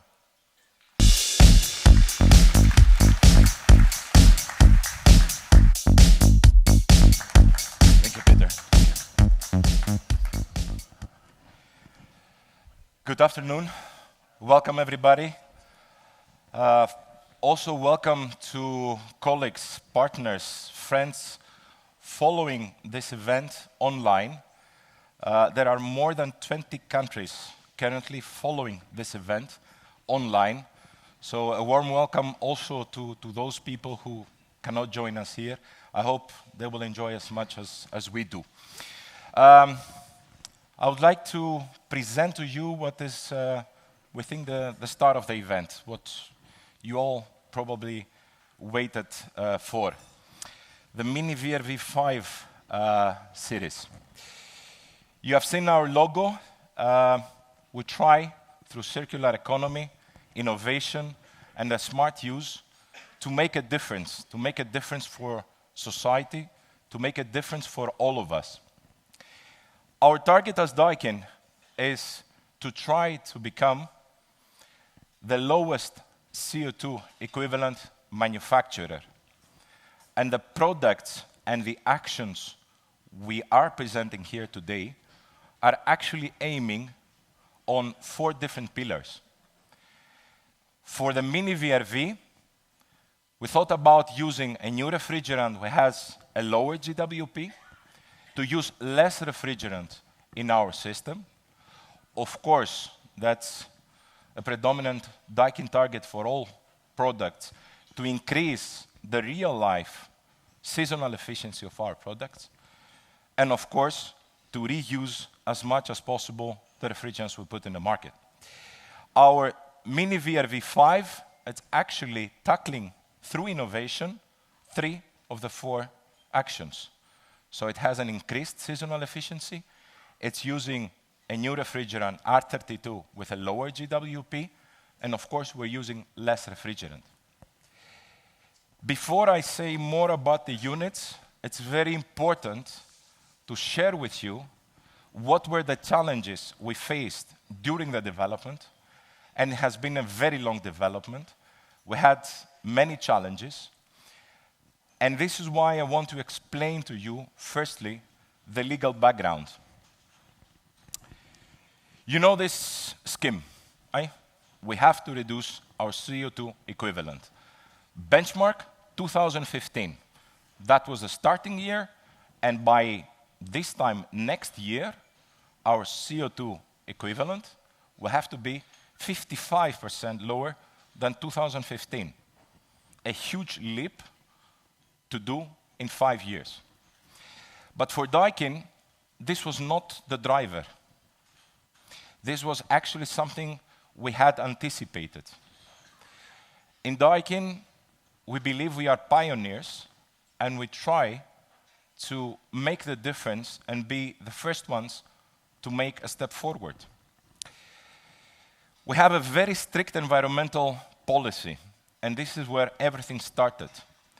It is part of our DNA, and we always aim with all new products, with all new systems, to reduce our impact on the environment. Why we went for R32? Yeah, first of all, like we said, it's a lot better refrigerant than R410A, and it's the best option that exists out there today. It has 1/3 of the GWP of R410A. We can make products more efficient. We can use less refrigerant, and on top of it, because it is a single component refrigerant, it's very, very easy and quick to reuse to new installations. All refrigerants are being classified based on two characteristics: toxicity and flammability. We have EN378, which is a generic standard. He's referring to toxicity and flammability. Next to it, on top of it, there is a new standard, IEC 60335-2-40. This standard is a specific product standard, and it supersedes any other standard that is existing in the market. If we talk about toxicity and flammability, how refrigerants are classified, you use 2 or 3 digits. The first digit, which is a letter, A or B, refers to toxicity. A-class refrigerants are low toxic refrigerants. R410A and R32 are A-class refrigerants, which means they are low toxicity refrigerants. The second digit refers to flammability and can be a number or a letter. R32 is a 2L refrigerant, which means that has a very, very low flammability. R410A is an A1, R32 an A2L. Why this is important? Because as Daikin, we investigated legislation, and it's very clear that for the new products, we had to look on the IEC standard. Like I said, it's a specific product standard and is stricter than EN378, but that's a challenge for us. But from this perspective, it can make our product a lot better. And already in EN378, it's clearly mentioned that if there is a specific product standard, then this prevails over any other generic standard. So we all have to look to IEC and not to EN378 when we look to R32 products. And it's very clear because it's also mentioned in IEC. It's a standard about air conditioners, it's a standard about heat pumps, it's a standard we have to follow. What is changing? What are the differences between R410A and R32? First of all, if we look to toxicity limit for R410A, 0.44 kilos per cubic meter. For R32, things are a bit stricter, and the toxicity limit is 0.3 kilograms per cubic meter. I don't think this means a lot to my ears. We will use this graph. This is a graph between amount of refrigerant and the room space, the smallest room we have in an application. This is the graph for R410A, 0.44 kilograms per cubic meter. Okay? So that means if we take an average mini VRV system, we have used the experience and the information we have collected from the market. We all know that we have the biggest market share, so we have the biggest database that we can use. So 8.8 kilos of refrigerant, the limit, the red line, is the limit for toxicity for R410A. In the hatched area, it's the area where we say it's a no-go one. No-go simply because the safety measures, the controls, all the restrictions are so strict, which is making the system not sustainable. So the playground is the light blue area. R32, it's more restrictive, someone will say. George, less applications, more difficult to use? First remark, because R32 is a better refrigerant, we can have more efficient systems by using less refrigerant. So the exact same mini VRV, which with R410A would need 8.8 kilos, with R32, we could use only 6 kilos of refrigerant. What does it mean by means of room size? Sorry. That actually, for R410A, the smallest room we could install that system would have a surface of 8.6 square meters, and with R32 is 11.4. I don't know how many applications you know that have so small rooms, but we can very confidently say that 98% of applications are above 15 square meters. So the practical differences with regards to applications to systems is very small. This is our playground. Again, we have the red line, we have the hatched area, the light blue is where our system can be used. So we had to make a system good enough for these applications. A2L refrigerants, like R32, can be designed in a way of simply saying, we design our system, we use R32, and then all the requirements about containment of refrigerant, unlikely event of a leakage, we need to have some precautious measures. We can just say, okay, measures, your call, your problem, look to the application, and you make all decisions. We didn't follow this direction because this goes against the DNA of VRV. VRV is a simple to use, quickly to design, most efficient system in the market. And this is what we wanted to have with our mini VRV5. So we integrated in our systems some controls, some measures already there, designed by our engineers, so you don't have to consider anything. But like all controls, like all measures, they have a reaction time. We opted for the best available out there in the market, but there is still a reaction speed. So as you can see, we have another line, limiting slightly, again, the applications. And this new light red line is the new restriction we had. Wait and you will see, because I see already in your eyes that you feel a bit not so confident that we limit it continuously. Light blue area. Again, more options. We can have a system, like we said, that doesn't have any controls, that doesn't have any measures, nothing whatsoever. And then it's up to you to make the decisions, take the responsibility, and then also the liability is on you.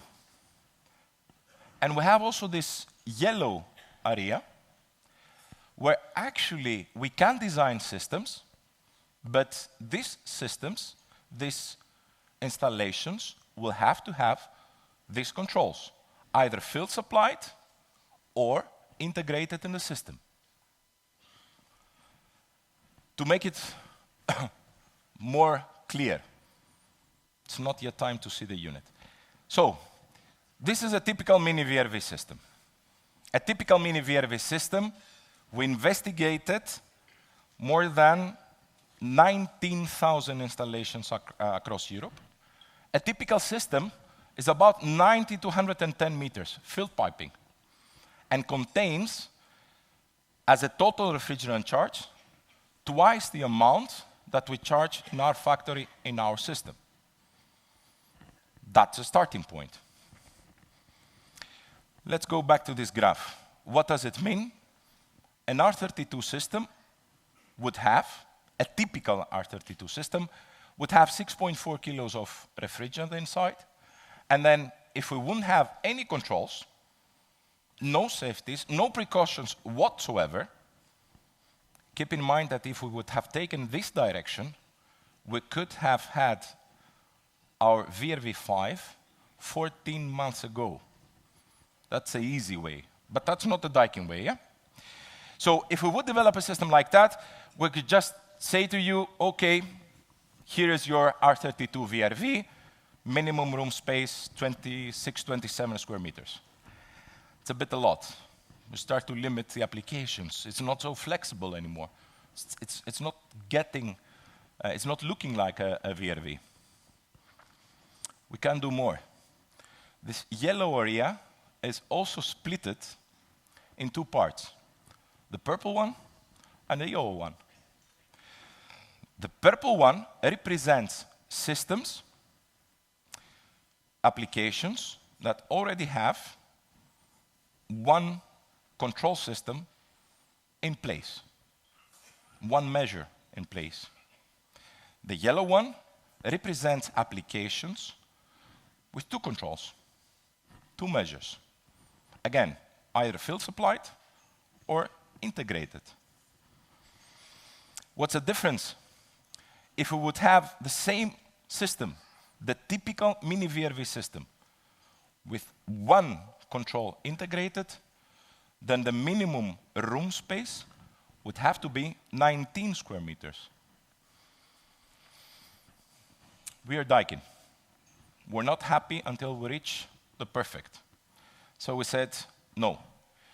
We are going to go for the best possible VRV in the market. So we designed our system looking to having two controls, two measures, and both of them integrated in our system. We don't want any of our business partners to have any considerations, any doubts, and struggle during the installation or during the realization of the project to think about what should I use, which one, where, how, is it safe, who's going to take the responsibility, is it me? So we said, Daikin will do everything. So we went for a system which has two measures integrated. We are proud to announce today that the minimum room space goes down to 15 square meters. I remind you, the vast majority of applications are more than 15 square meters. And by the time the system will be available in the market, we hope to have even better news. I'm not allowed by our development engineers to say a lot more, but we feel confident that this 15 square meters is not the last frontier. We're very confident that we can go even lower, and as such, be able to tackle every application out there. In order to do so, because we said R32 is an A12 refrigerant, we had three options about the measures we had to use. We can use, or we should use, alarm. The alarm has to be both audible and visual. We had to use ventilation, mechanical or natural. And then we could use some shut-off valves. What we did, we actually picked two out of these three options, and we integrated them in the system. Before you start posting questions, this is linked to patents. Later on, a colleague from the development center would join me on stage. So support me to convince him to say more. So, in conclusion, what we did for our mini VRV5, we integrated all safeties in our systems. We have everything in the system ready to use for you. It will be in the package you're going to get. We made a system which is like for our Fortinet. You don't have to make new trainings, new considerations, how to design it, how to select it. Do I have to be trained? Do I have to look to new guidelines, to new restrictions? No, nothing. Nothing at all. It's a like-for-like system.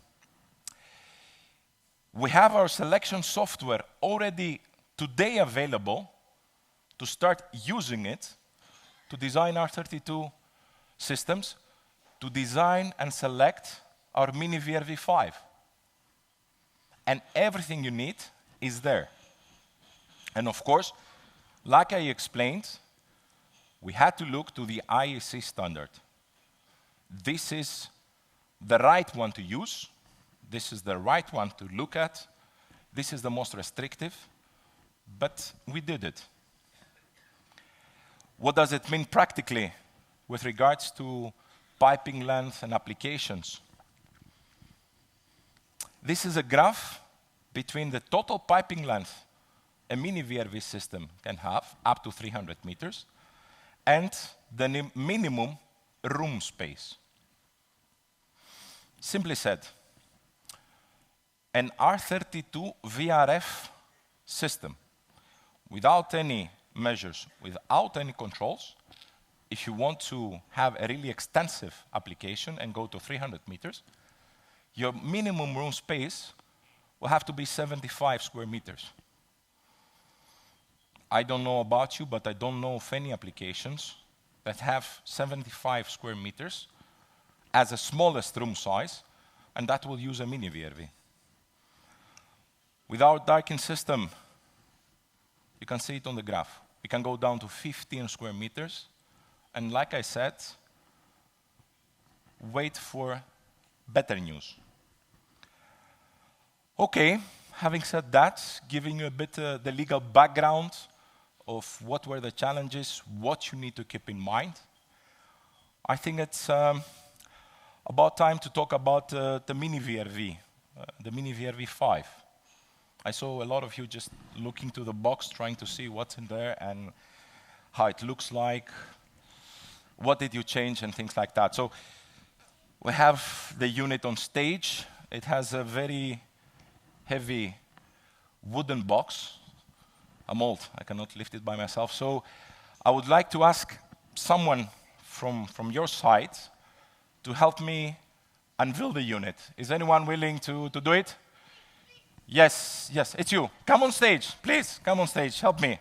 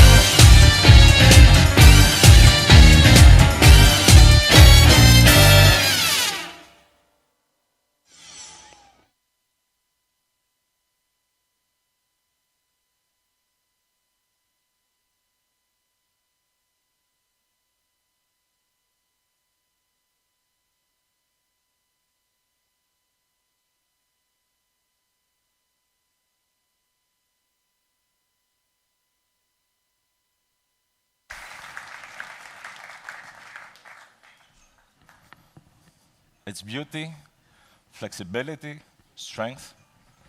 I could have done it better, but we just needed something else on the stage. You all know about it. So, VRV5, the next generation VRV by Daikin. Of course, Blue Volution, an R32 system. Let's say a few words about the range, the units, and the technical specifications.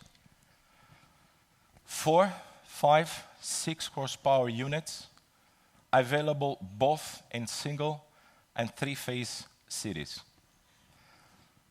What is changing in the naming? We move away from Q, which was representing R410A, and we go to A series, the letter we use for R32 systems. In case you want to know, September 2020 will be the sales launch of the product, but we accept orders already today, so feel free. Indoor units. 5 different types of indoor units. A round flow cassette, a medium static pressure duct, a slim duct, a 2x2 cassette, and a wall-mounted unit. All of them specifically designed for VRV5. They're not the same units as R410A. Like I said, our engineers invested resources on making this unit VRV5 unit. Some of the changes. First of all of our indoor units will be controlled by the online controller through our smart devices. We also introduce, for the first time, and this is another proof about how confident we are about our VRV5, a new 10-class duct unit. Building industry is changing. We're having more efficient buildings. More efficient buildings, lower loads, lower cooling and heating loads, and sometimes also smaller spaces. So we designed specifically a 10-class indoor unit for these very small spaces on VRV5 with R32. And just in case you say, George, yes, but Daikin has so many different indoor units and so many different options, and one-way, two-way, blow cassette, floor standing unit. For your information, these 5 indoor units represent in Europe, Middle East, and Africa 89% of applications today. And we are not stopping, of course, there. Our engineers, as we speak, work on developing more units, more models, more ranges for VRV5. There are more to come. VRV from Daikin, a synonym of efficiency. What does it mean? We increase the seasonal efficiency in cooling by more than 12%, and the same in heating, compared to our R410A unit. We have a unit which is more compact, but that still is far more efficient. We are committed to our goals of bringing green products, and more efficient products are greener products. Our units, of course, are already compliant to European legislation of 2021. How could it be different? We are compliant to these requirements already 10 years ago. Compliant to various local legislation which is out there.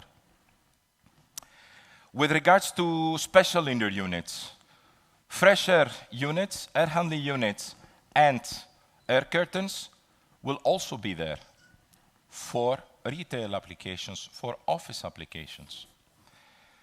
Not yet ready to have hydro boxes and, let's say, the RA units. What's the reason? It's not because we couldn't do it, but because legislation today, and it's changing, is very restrictive. When we had the concept of these units, the units were becoming either too expensive or the restrictions with regards to the space that have to be installed were so strict, which was practically impossible to use these units. We're still working. We have secrets. Of course, the configurator, something that is very, very successful for installers. Connection to a laptop to upload and download settings to get information about the history of the unit, the operation of the unit, errors, alarms that might have occurred. Of course, it will be there. But this is the commercial story. I know someone who knows more than me. He was and is here with us. He was the leader of this development from our European Development Center. He has been a supervisor in Daikin Europe for 7 years. He has worked for refrigeration on Convenipack, on the Minizeas, and of course he was the leading engineer for this VRV5. I would like to invite on stage to help me on the second part of my presentation, Kevin Cornelis, who, like I said, was the brain, was the leader behind this development. And together, we will go through the second part of the presentation. As like I said, helped me to get more secrets out of him. I didn't manage very well to convince him. So Kevin, come on stage. Hello, George. Hello. Thank you. We will use a bit of technology also to make it more high-end. I have a tablet, and we're going to use augmented reality. Kevin will help me, and because not all of you can come on the unit, and we cannot open the unit, I'll try to virtually open the unit.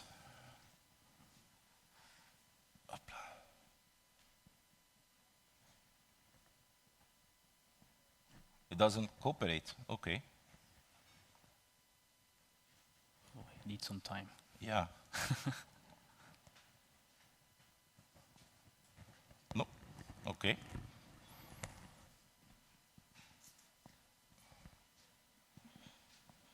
Okay. It's there. I'm an old man, you know. Cannot talk an old dog new tricks. Okay. Kevin. We talked about R32, we talked about the new units, we talked about controls, about safety measures and all these kind of things. So I'm sure that everybody would like to know more about the safety measures, about how the system is working, how we can control the system better, what have we integrated there. It's a lot of secrets. So I'll firstly start with the whole installation. So let's see, we have a virtual installation of Mini VRV. I guess you can see a cassette on the screen. So this is our Mini VRV. Yep. And let's suppose that in the highly unlikely event of a leakage, right, I will create a leakage to my system. Voila, it's there. So what is it happening, Kevin? When a leak is introduced in our system, which is very unlikely to happen, we have detectors in our units standardly installed, which will detect the leak swiftly. So when the leak is detected, our safety measures will be activated. Okay. One of which is included in the Madoka remote controller. So you will be alerted in a visual and also in an audible way. Visual, it will be the red ring will be displayed on the Madoka remote controller. And secondly, we also changed the design to include a buzzer that creates a loud noise. So you will be alerted as soon as a leak occurs. Okay, so we know a leak occurs, we hear the noise, we see the light, but then what? I mean, okay. Yeah, that's not the only thing that we're doing. As you explained, we have two measures in place. So one is the alarm, and second, we make sure that when the leak is detected, our system operates as such that no further leak can occur, so that the refrigerant is contained within the system. Yeah, okay. I gave the story earlier, but apparently I didn't manage to convince anyone. So, what is in there? Can you tell us a bit more? I mean, yeah, okay, we talked about the sensor, we talked about the leakages, we talked about all these things, but everybody wants to know more. I mean, yeah. I have to be a bit careful. We're still busy with patent applications and so forth, but I can say this. We have 2 measures. You explained that there's 3 possibilities. You have alarms, you have ventilation, and you have shuttle valves. So there is an air handling unit in there? No, Okay. no. As you also said, we want to include everything in our unit, so it's kind of difficult to include a mechanical ventilation system in a mini VRV. That's not really practical. So I think there you have your answer. You have an alarm and shuttle valves. There is a shuttle valve in there, but where exactly we have the shuttle valves? That I can't say just yet. You want to know or not? Yeah? Kevin? I'm sorry. Maybe at the booth I can say a bit more. Okay, okay, good. Respect. It's all about the safeties. It's patent related, I understand. Let's move on. I see a lot of changes on the unit. I'll try to demonstrate most of them. I see some changes on the casing of a unit. So what did you change with regards to the outside of the unit, to the casing of the unit? So what we try to do, it's a very compact unit, and that already makes it more easy to handle. But what we did was on all 4 sides, we now have a handle where you can really grab the unit so that it's easy to maneuver in tight spaces and things like that. Okay, so it's easy to carry around. It's a unit that I see also it's quite compact. But if everything is so compact, if everything is so packed, Kevin, we have a lot of installers amongst us. So I see that this front door has a special opening, and can we access what needs to be accessed there? Sensors or? Yeah. So installer friendliness, we like to take it into account as much as possible. And you can see that the front door is very easy to open. So you just untighten 1 screw, and then the front door opens just like a regular door. It hinges, you can rotate it, and can easily take it out. Also, another thing that is beneficial is that the door extends quite a bit in the right side. So a lot of the components that you need to access during installation, service, maintenance are easily accessible.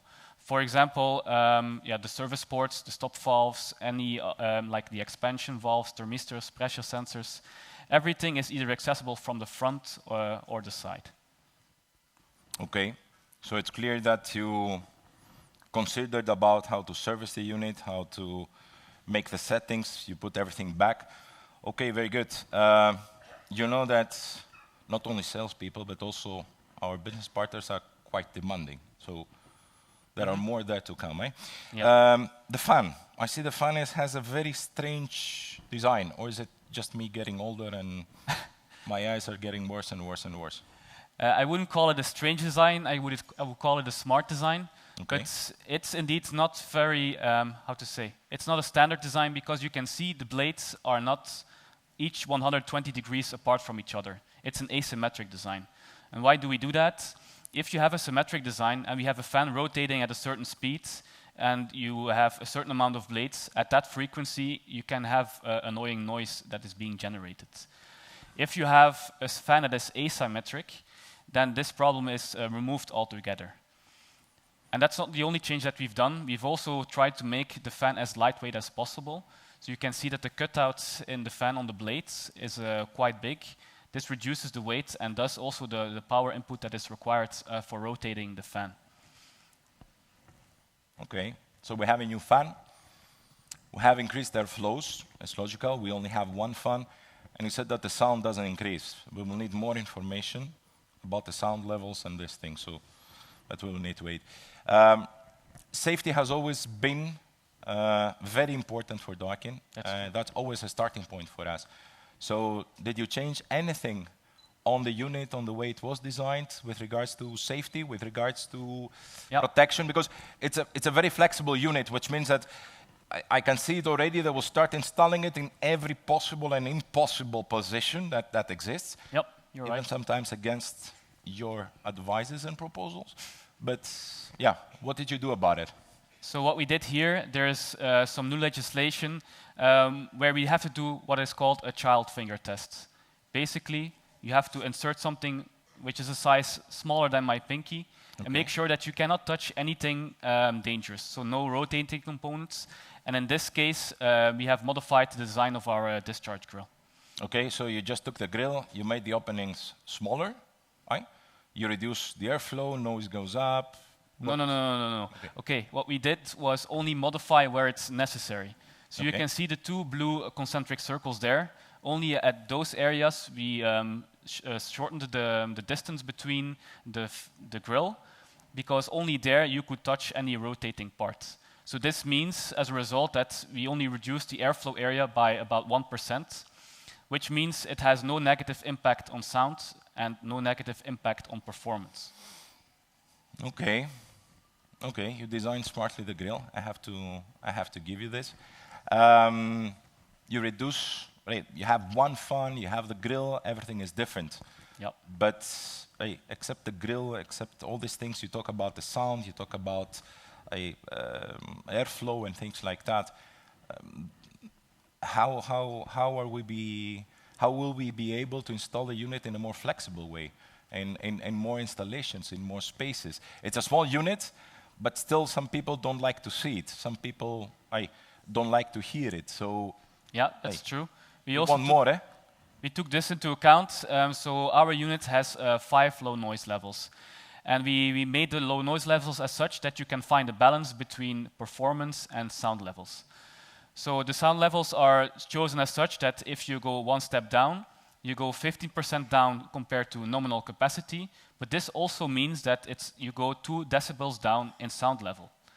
So for example, low noise level 1, it's 90% of nominal capacity, but you go 2 decibels down. Step 2, you go to 75% of capacity, and at the same time, you have 4 decibels lower compared to the nominal performance, and so forth. Okay. I don't know VRV units so good, so I apologize, but 39 decibels is rather low, isn't it? I mean, we're talking about noise levels similar to an inner unit, correct? It's indeed quite low, yeah. Okay, good. So the unit is silent. The unit can be used in all possible and different environments out there, but honestly speaking, you did a great job, but it's still an outdoor unit. Some people don't like it. So have you thought about helping us hiding a unit? Possibly, just putting it away, or? The hiding part you will have to do yourself. Okay. But we made sure that our units can deliver static pressure up to 45 Pascal. And additionally, we have included a setting so that the unit automatically knows by itself what static pressure is being demanded from the unit. So when the unit is being commissioned or when it is in standby mode, it measures the ambient temperature, the rotation speed, and the power consumption. And based on those parameters, the unit knows, okay, I'm delivering, for example, 20 Pascal. But you don't want this to have any impact on the performance that is being delivered. So the unit then calculates which rotation speed is required to maintain the same capacity.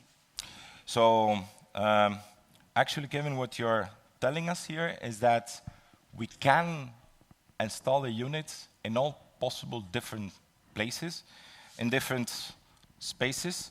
And do you advise us just to go and install a unit everywhere behind grills and to hide it? Well, you can install it in quite tight spaces, so yeah. Yeah, it's okay. So there are more to come, I guess, so I will have to open the unit again because there are more inside the unit. I was in the factory the other day and took a sneak preview. The coil. Because you talk about the capacity of the unit, you talk about efficiency of the unit. But honestly speaking, when I looked to the coil, it looked quite big. It looked a very special design. And honestly speaking, I'm only 22 years with Daikin, but the coil looks quite That's true. big, or It's, How it's, would I it's say, indeed yeah? very big. You wanted a lot of capacity from such a small casing, so we had to do something. Okay. So our fan already can generate quite a high airflow rate, but we also needed a bigger heat exchanger. So this unit is the first mini VRV unit in our facility that has a 3-row heat exchanger. So for this, we had to make special investments in our factory to be able to achieve this. Okay. So our coil is bigger. I see it's a 3-row heat exchanger, so it's quite big. But like we said, it's a bigger coil. It's a single fan unit. So we made a lot of improvements also with regards to the height, with regards to the weight of the unit. Can you give us some more information about the height and the weight of the unit? Yeah.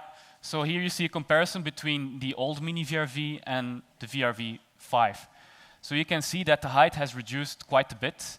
It's 870 millimeters. If you put it on a stand like over there, it's still below 1 meter. So this offers a lot of installation flexibility. And additionally, it's also quite lightweight. If you take 2 strong guys, you can move this unit anywhere you like. Like me. Yeah? Okay. I carry the unit in the rehearsals. So, okay, the unit is small. The unit is not heavy, for sure. Right?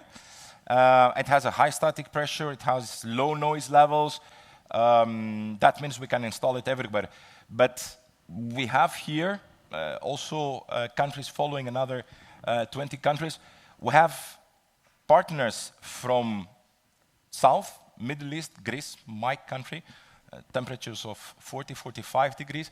But we also have people coming from very cold climates. So we're talking about severe weather conditions, snowfall, high humidity. Do you have an offering for them? Do you have something that can help them? Well, first of all, I'd like to say that all our units are subjected to what we call ice-up tests. So we put our unit in a climate chamber, we drop the temperature quite a bit, and we basically put snow all over the unit and look if after multiple days if the coil can still remain ice-free. And only when we pass that test, we can go into production. So without any accessories or anything, our unit can ensure that the coil remains ice-free. Okay. But you know what? Hey, we talk about heavy snowfall because we talk about wintertime. We talk about ice accumulation. Sometimes, hey, in heating mode, we have water on the outside unit, on the drain pan. Hey, what can we do? The ice, we cannot fight the weather. If you want some additional peace of mind, we have an optional bottom plate heater. Okay. So it's newly designed for this type of casing, and you can install it on both sides of the heat exchanger. You can see it here on this graph, so you can install the larger part on the inside, and you have heated pins that go through all the drain holes. So by this, you are sure that the drain holes will always be ice-free. On the other hand, you will also be able to put a heater tape at the back of the heat exchanger, and making sure that the complete bottom plate is free of ice. Okay, good. This is not standard in the unit, that's just in case. It's an optional part. If you want Okay. some extra peace of mind, you can have it. Very good, very good. Okay, extreme conditions, weather, install it everywhere. That's a message. Do whatever you want with the unit, more or less. Close your ears. But then we talk about installation. We talk about a Daikin product, and I would like to hear a bit more about the heart of our system, what we call our compressor. Hey, it's a different one, for sure. I know what it is, but hey, please help us out. The compressor looks unique. It's a Daikin technology for sure. Yes, for sure. So also this unit, as we have done also, Daikin is known for this, we have included our swing compressor, which has multiple benefits compared to standard rotary compressors. On the left side, you can see a typical rotary compressor. You can see in the compression element that there are elements moving relatively to each other, which causes abrasion. Also causes leakage from the high pressure gas to the low pressure side, which has a negative impact on energy efficiency. On the right side, you see the Daikin design. You clearly see there's no parts moving relatively against each other in the compression chamber. So you don't have the pressure losses, you also don't have the abrasion. So this means we have a higher efficient compressor, which also has a higher lifetime. Okay, it's a Daikin tradition. We make compressors, we make the heart of our system. Yep. This is great. But people keep on saying, yeah, George, everything you say is good. You use the R32, you have the Daikin technology, you have all these things. But we listened in the morning about reducing resources, saving the planet, using less material. Yep. We always talk about the price, how we can improve the total system, how we can make it more flexible. Did anything change with regards, okay, we have a smaller unit, but did anything change with regards to the way the unit is installed on site? Yep, that's true. So R32 has multiple benefits. It's not only more energy efficient, but also the properties compared to R410A make that you need piping of smaller diameter. There's two reasons for that. The first reason is, compared to R410A, for a given capacity, you need to circulate less refrigerant. Less refrigerant flow means less pressure drop, which means that you can use smaller diameter pipes. An additional benefit is that the liquid density of refrigerant, R32, is 10% lower than R410A. So this means if you charge field piping, you need to charge 10% less compared to R410A. So there's two benefits: smaller piping, less charge. Okay. That means that also installation is reducing. You use smaller piping. You can have quicker installation compared to R410A. Yep. It's like we said, we save resources.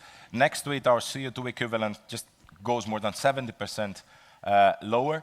But again, it has been a very long discussion amongst us, Kevin. Sometimes market is telling us, yeah, George, you're giving us the story, that's a Daikin story, but we need a bit more proof, let's say, like a third-party approval, that what you designed and what you did is according to legislation, that it is correct, that we can use and not doubt Daikin, but have like as an additional paper for us. So also there, I think you will be happy to hear that our unit, while it's very compact, we found the space to increase the accumulator size. This has a positive effect on the compressor reliability, but also as an added effect, this vessel is now category 3 according to the PED regulation. As a result, the design of our vessel and also our production process is audited by a third party.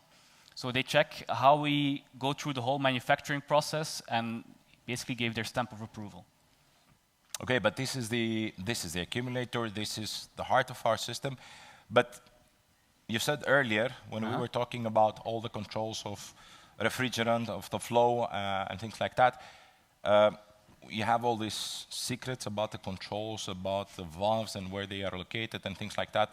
Yeah, but who approves that what we say is correct, that we are compliant? Well, also there we are working with a third party. So we are convinced that our way is a good way, but we are also working together with a third party who is basically checking everything that we do according to the IEC standards.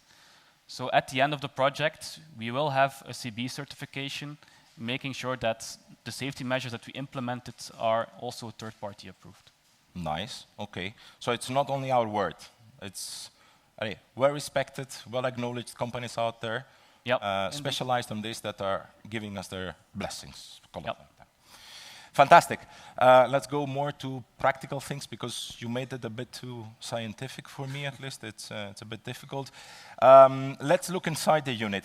The stop valves, where we connect our piping, they also look differently. They're just like, you made a mistake on how you position the valves, and they are quite different for me. It's the first time I see valves like that, positioned like that. So, it's no mistake. It's done on purpose.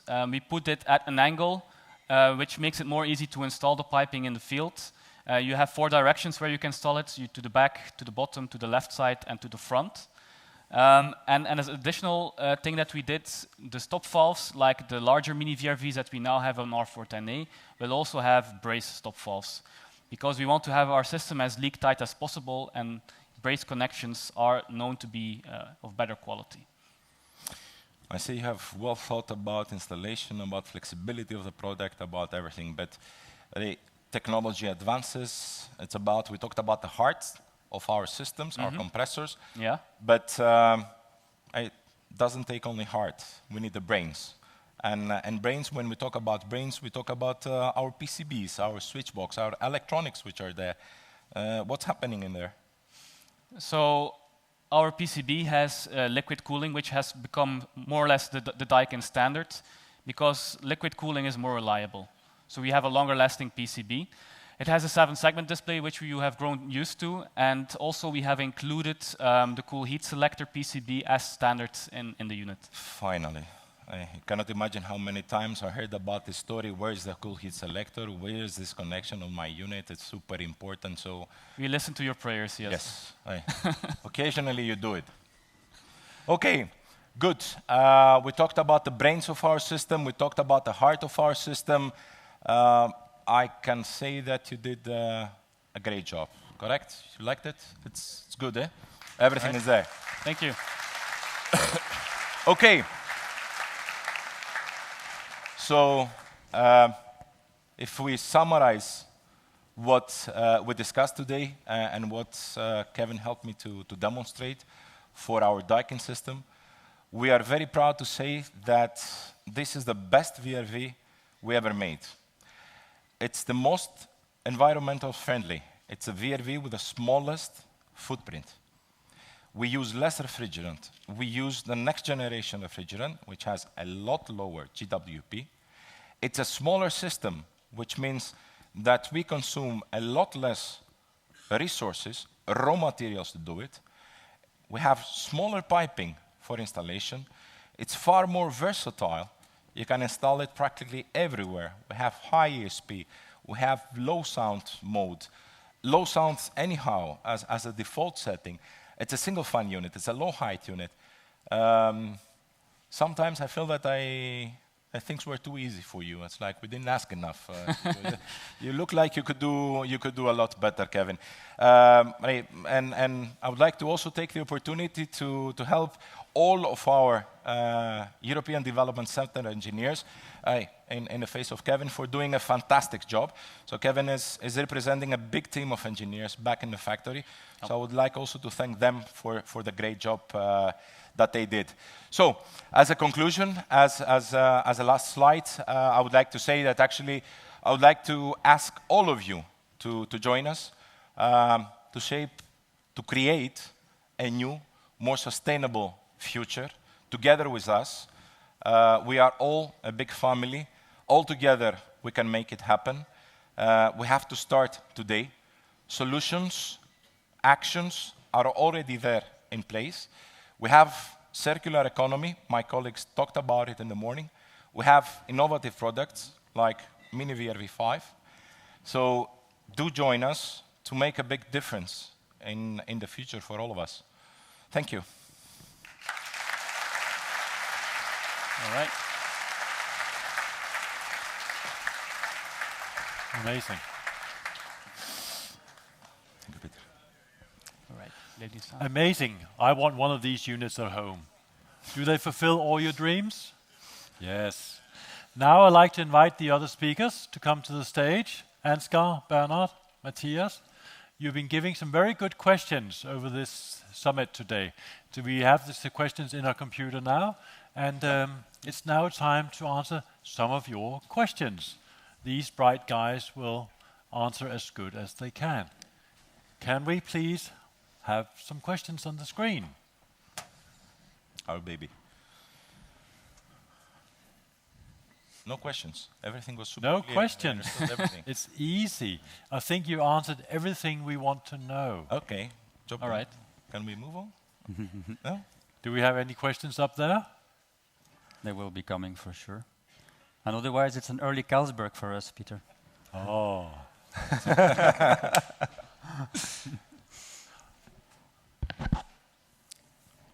Okay, while we're standing here and waiting for the first questions, let me tell you, when are we shipping the first products? Like I said, Peter, the first products become available in September 2020. We have some positive message from our factory. Officially, we can say that as of September, we can ship units, and they are available for everybody in here. So it's like I said, we wait for the orders for the quotation. It will be an early Christmas for us. Yes, Excellent. definitely, yes. If I Good. may add to this, Peter and George, I also do appeal to all of you, stay in touch with your Daikin representative. As George mentioned several times, we're always up for a positive surprise. If anything would change on that, you will be the first to know. Yeah, definitely.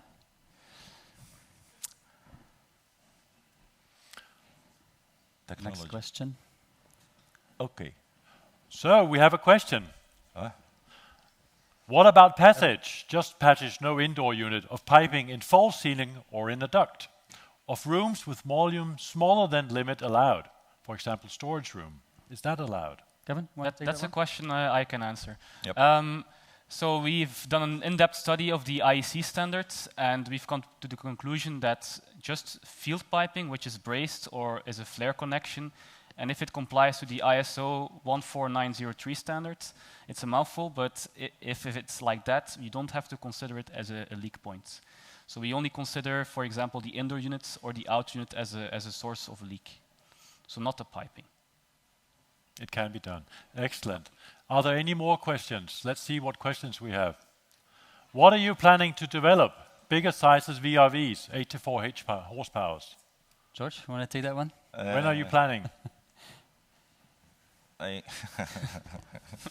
We want I can do more. it. Yeah, that's a thing. So I don't know who asked the question, but just to revert the question, would you be happy if we make a unit up to 14?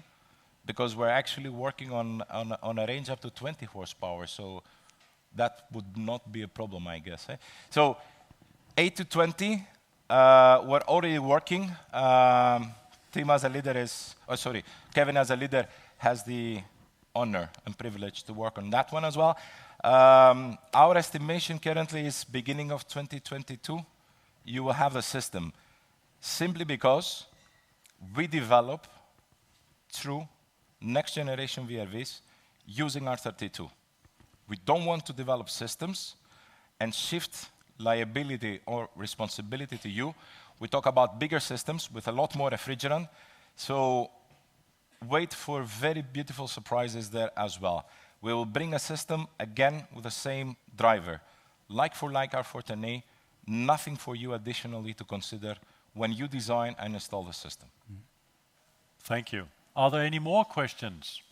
I guess so. In the UK, the leak detection sensor has to be 150 millimeters from the floor.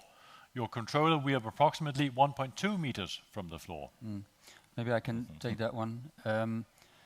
The fact is that, by the way, this is not only a matter for the UK alone. This is something that is required in many different countries. We actually take the input for the input towards the PCB input and the indoor units functioning at the indoor unit level, not from the controller as such. And as such, you are, per definition, above 1.5 meter above the ground. Good answer, thank you. Let's see if there are any more questions. One of Daikin's competitors is offering a R32 VRV system.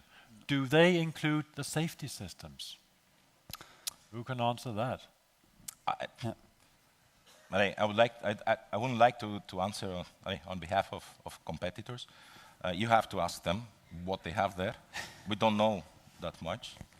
Well, actually, we know they don't have anything. So nothing is there. So yes, of course, it's a so-called R32 VRF system. You know the legislation. We are here to support you.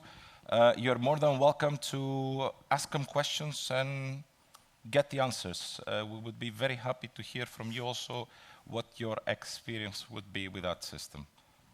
Indeed. Excellent. Do we have more questions up there? What if the gas quality originally was bad? Will recycling it fix the problem? Ansgar? Yeah. Yeah, so we have to see there are different options to re-qualify, to regenerate the gas. And definitely, yes, there are ways to use bad quality or contaminated gas and to regenerate it properly and to reuse it on the level of the quality I mentioned in my presentation. Different levels means also we have to see what we want to do with the gas. So there can be also a quality setting in the beginning of the flow. But definitely the answer to this question is yes, there are ways to do it. Excellent. If I may add to this maybe, and it was mentioned also in your presentation this morning, Ansgar, the fact remains that reclaimed gas has the same approved quality levels over AHRI 700 as virgin gas, which means that the quality that we get from recycled gas has gone through a whole cycle, which was explained this morning by Ansgar, and we have on paper that this recycled gas perfectly fits virgin quality, meaning that if a gas would have been contaminated indeed at an earlier stage, this will no longer be the case once you actually purchase certified reclaimed gas. Excellent, thank you. Are there any more questions in the computer? Was passiert mit Kältemittel, in dem beim Aufsaugen starke Verunreinigungssäure festgestellt wurde? Somebody. Yeah, I would say it's a little bit the same question. Again, on the question if it's contaminated, what we can do. Yes, also in this case, there are possibilities to requalify on the HRRI 700 standard. This is important to see that it is not always done now, today in the market. There are still quantities which are moving to destruction based on some quality issues. So please keep in contact with us in order to really try to maximize the avoidance of destruction of gas in the market. This is the purpose. So I feel with this question you ask yourself in the correct way, and let's work together for this future. Yeah. Ich danke für diese Frage auf Deutsch. Are there any more questions in the computer? How can we expect companies to support circular economy when it's so obviously in their immediate economic interest to manufacture products with shorter lifespan? Yeah, Perfect question. that's the $1,000,000 question, right? I think I will take that one because, yeah, how can we expect the question is a bit how can we expect companies to embrace sustainable innovation and to bring sustainable products to the market? I think there are a couple of ways that we can. First of all, that we can make companies do that. I think first of all that I think the lawmaker is pushing towards more sustainable innovation. There is regulation, there are product standards and Senelec standards that are pushing design for recycling, design for remanufacturing, etc. I think that's also why George started off with the legal background a bit that led to this device.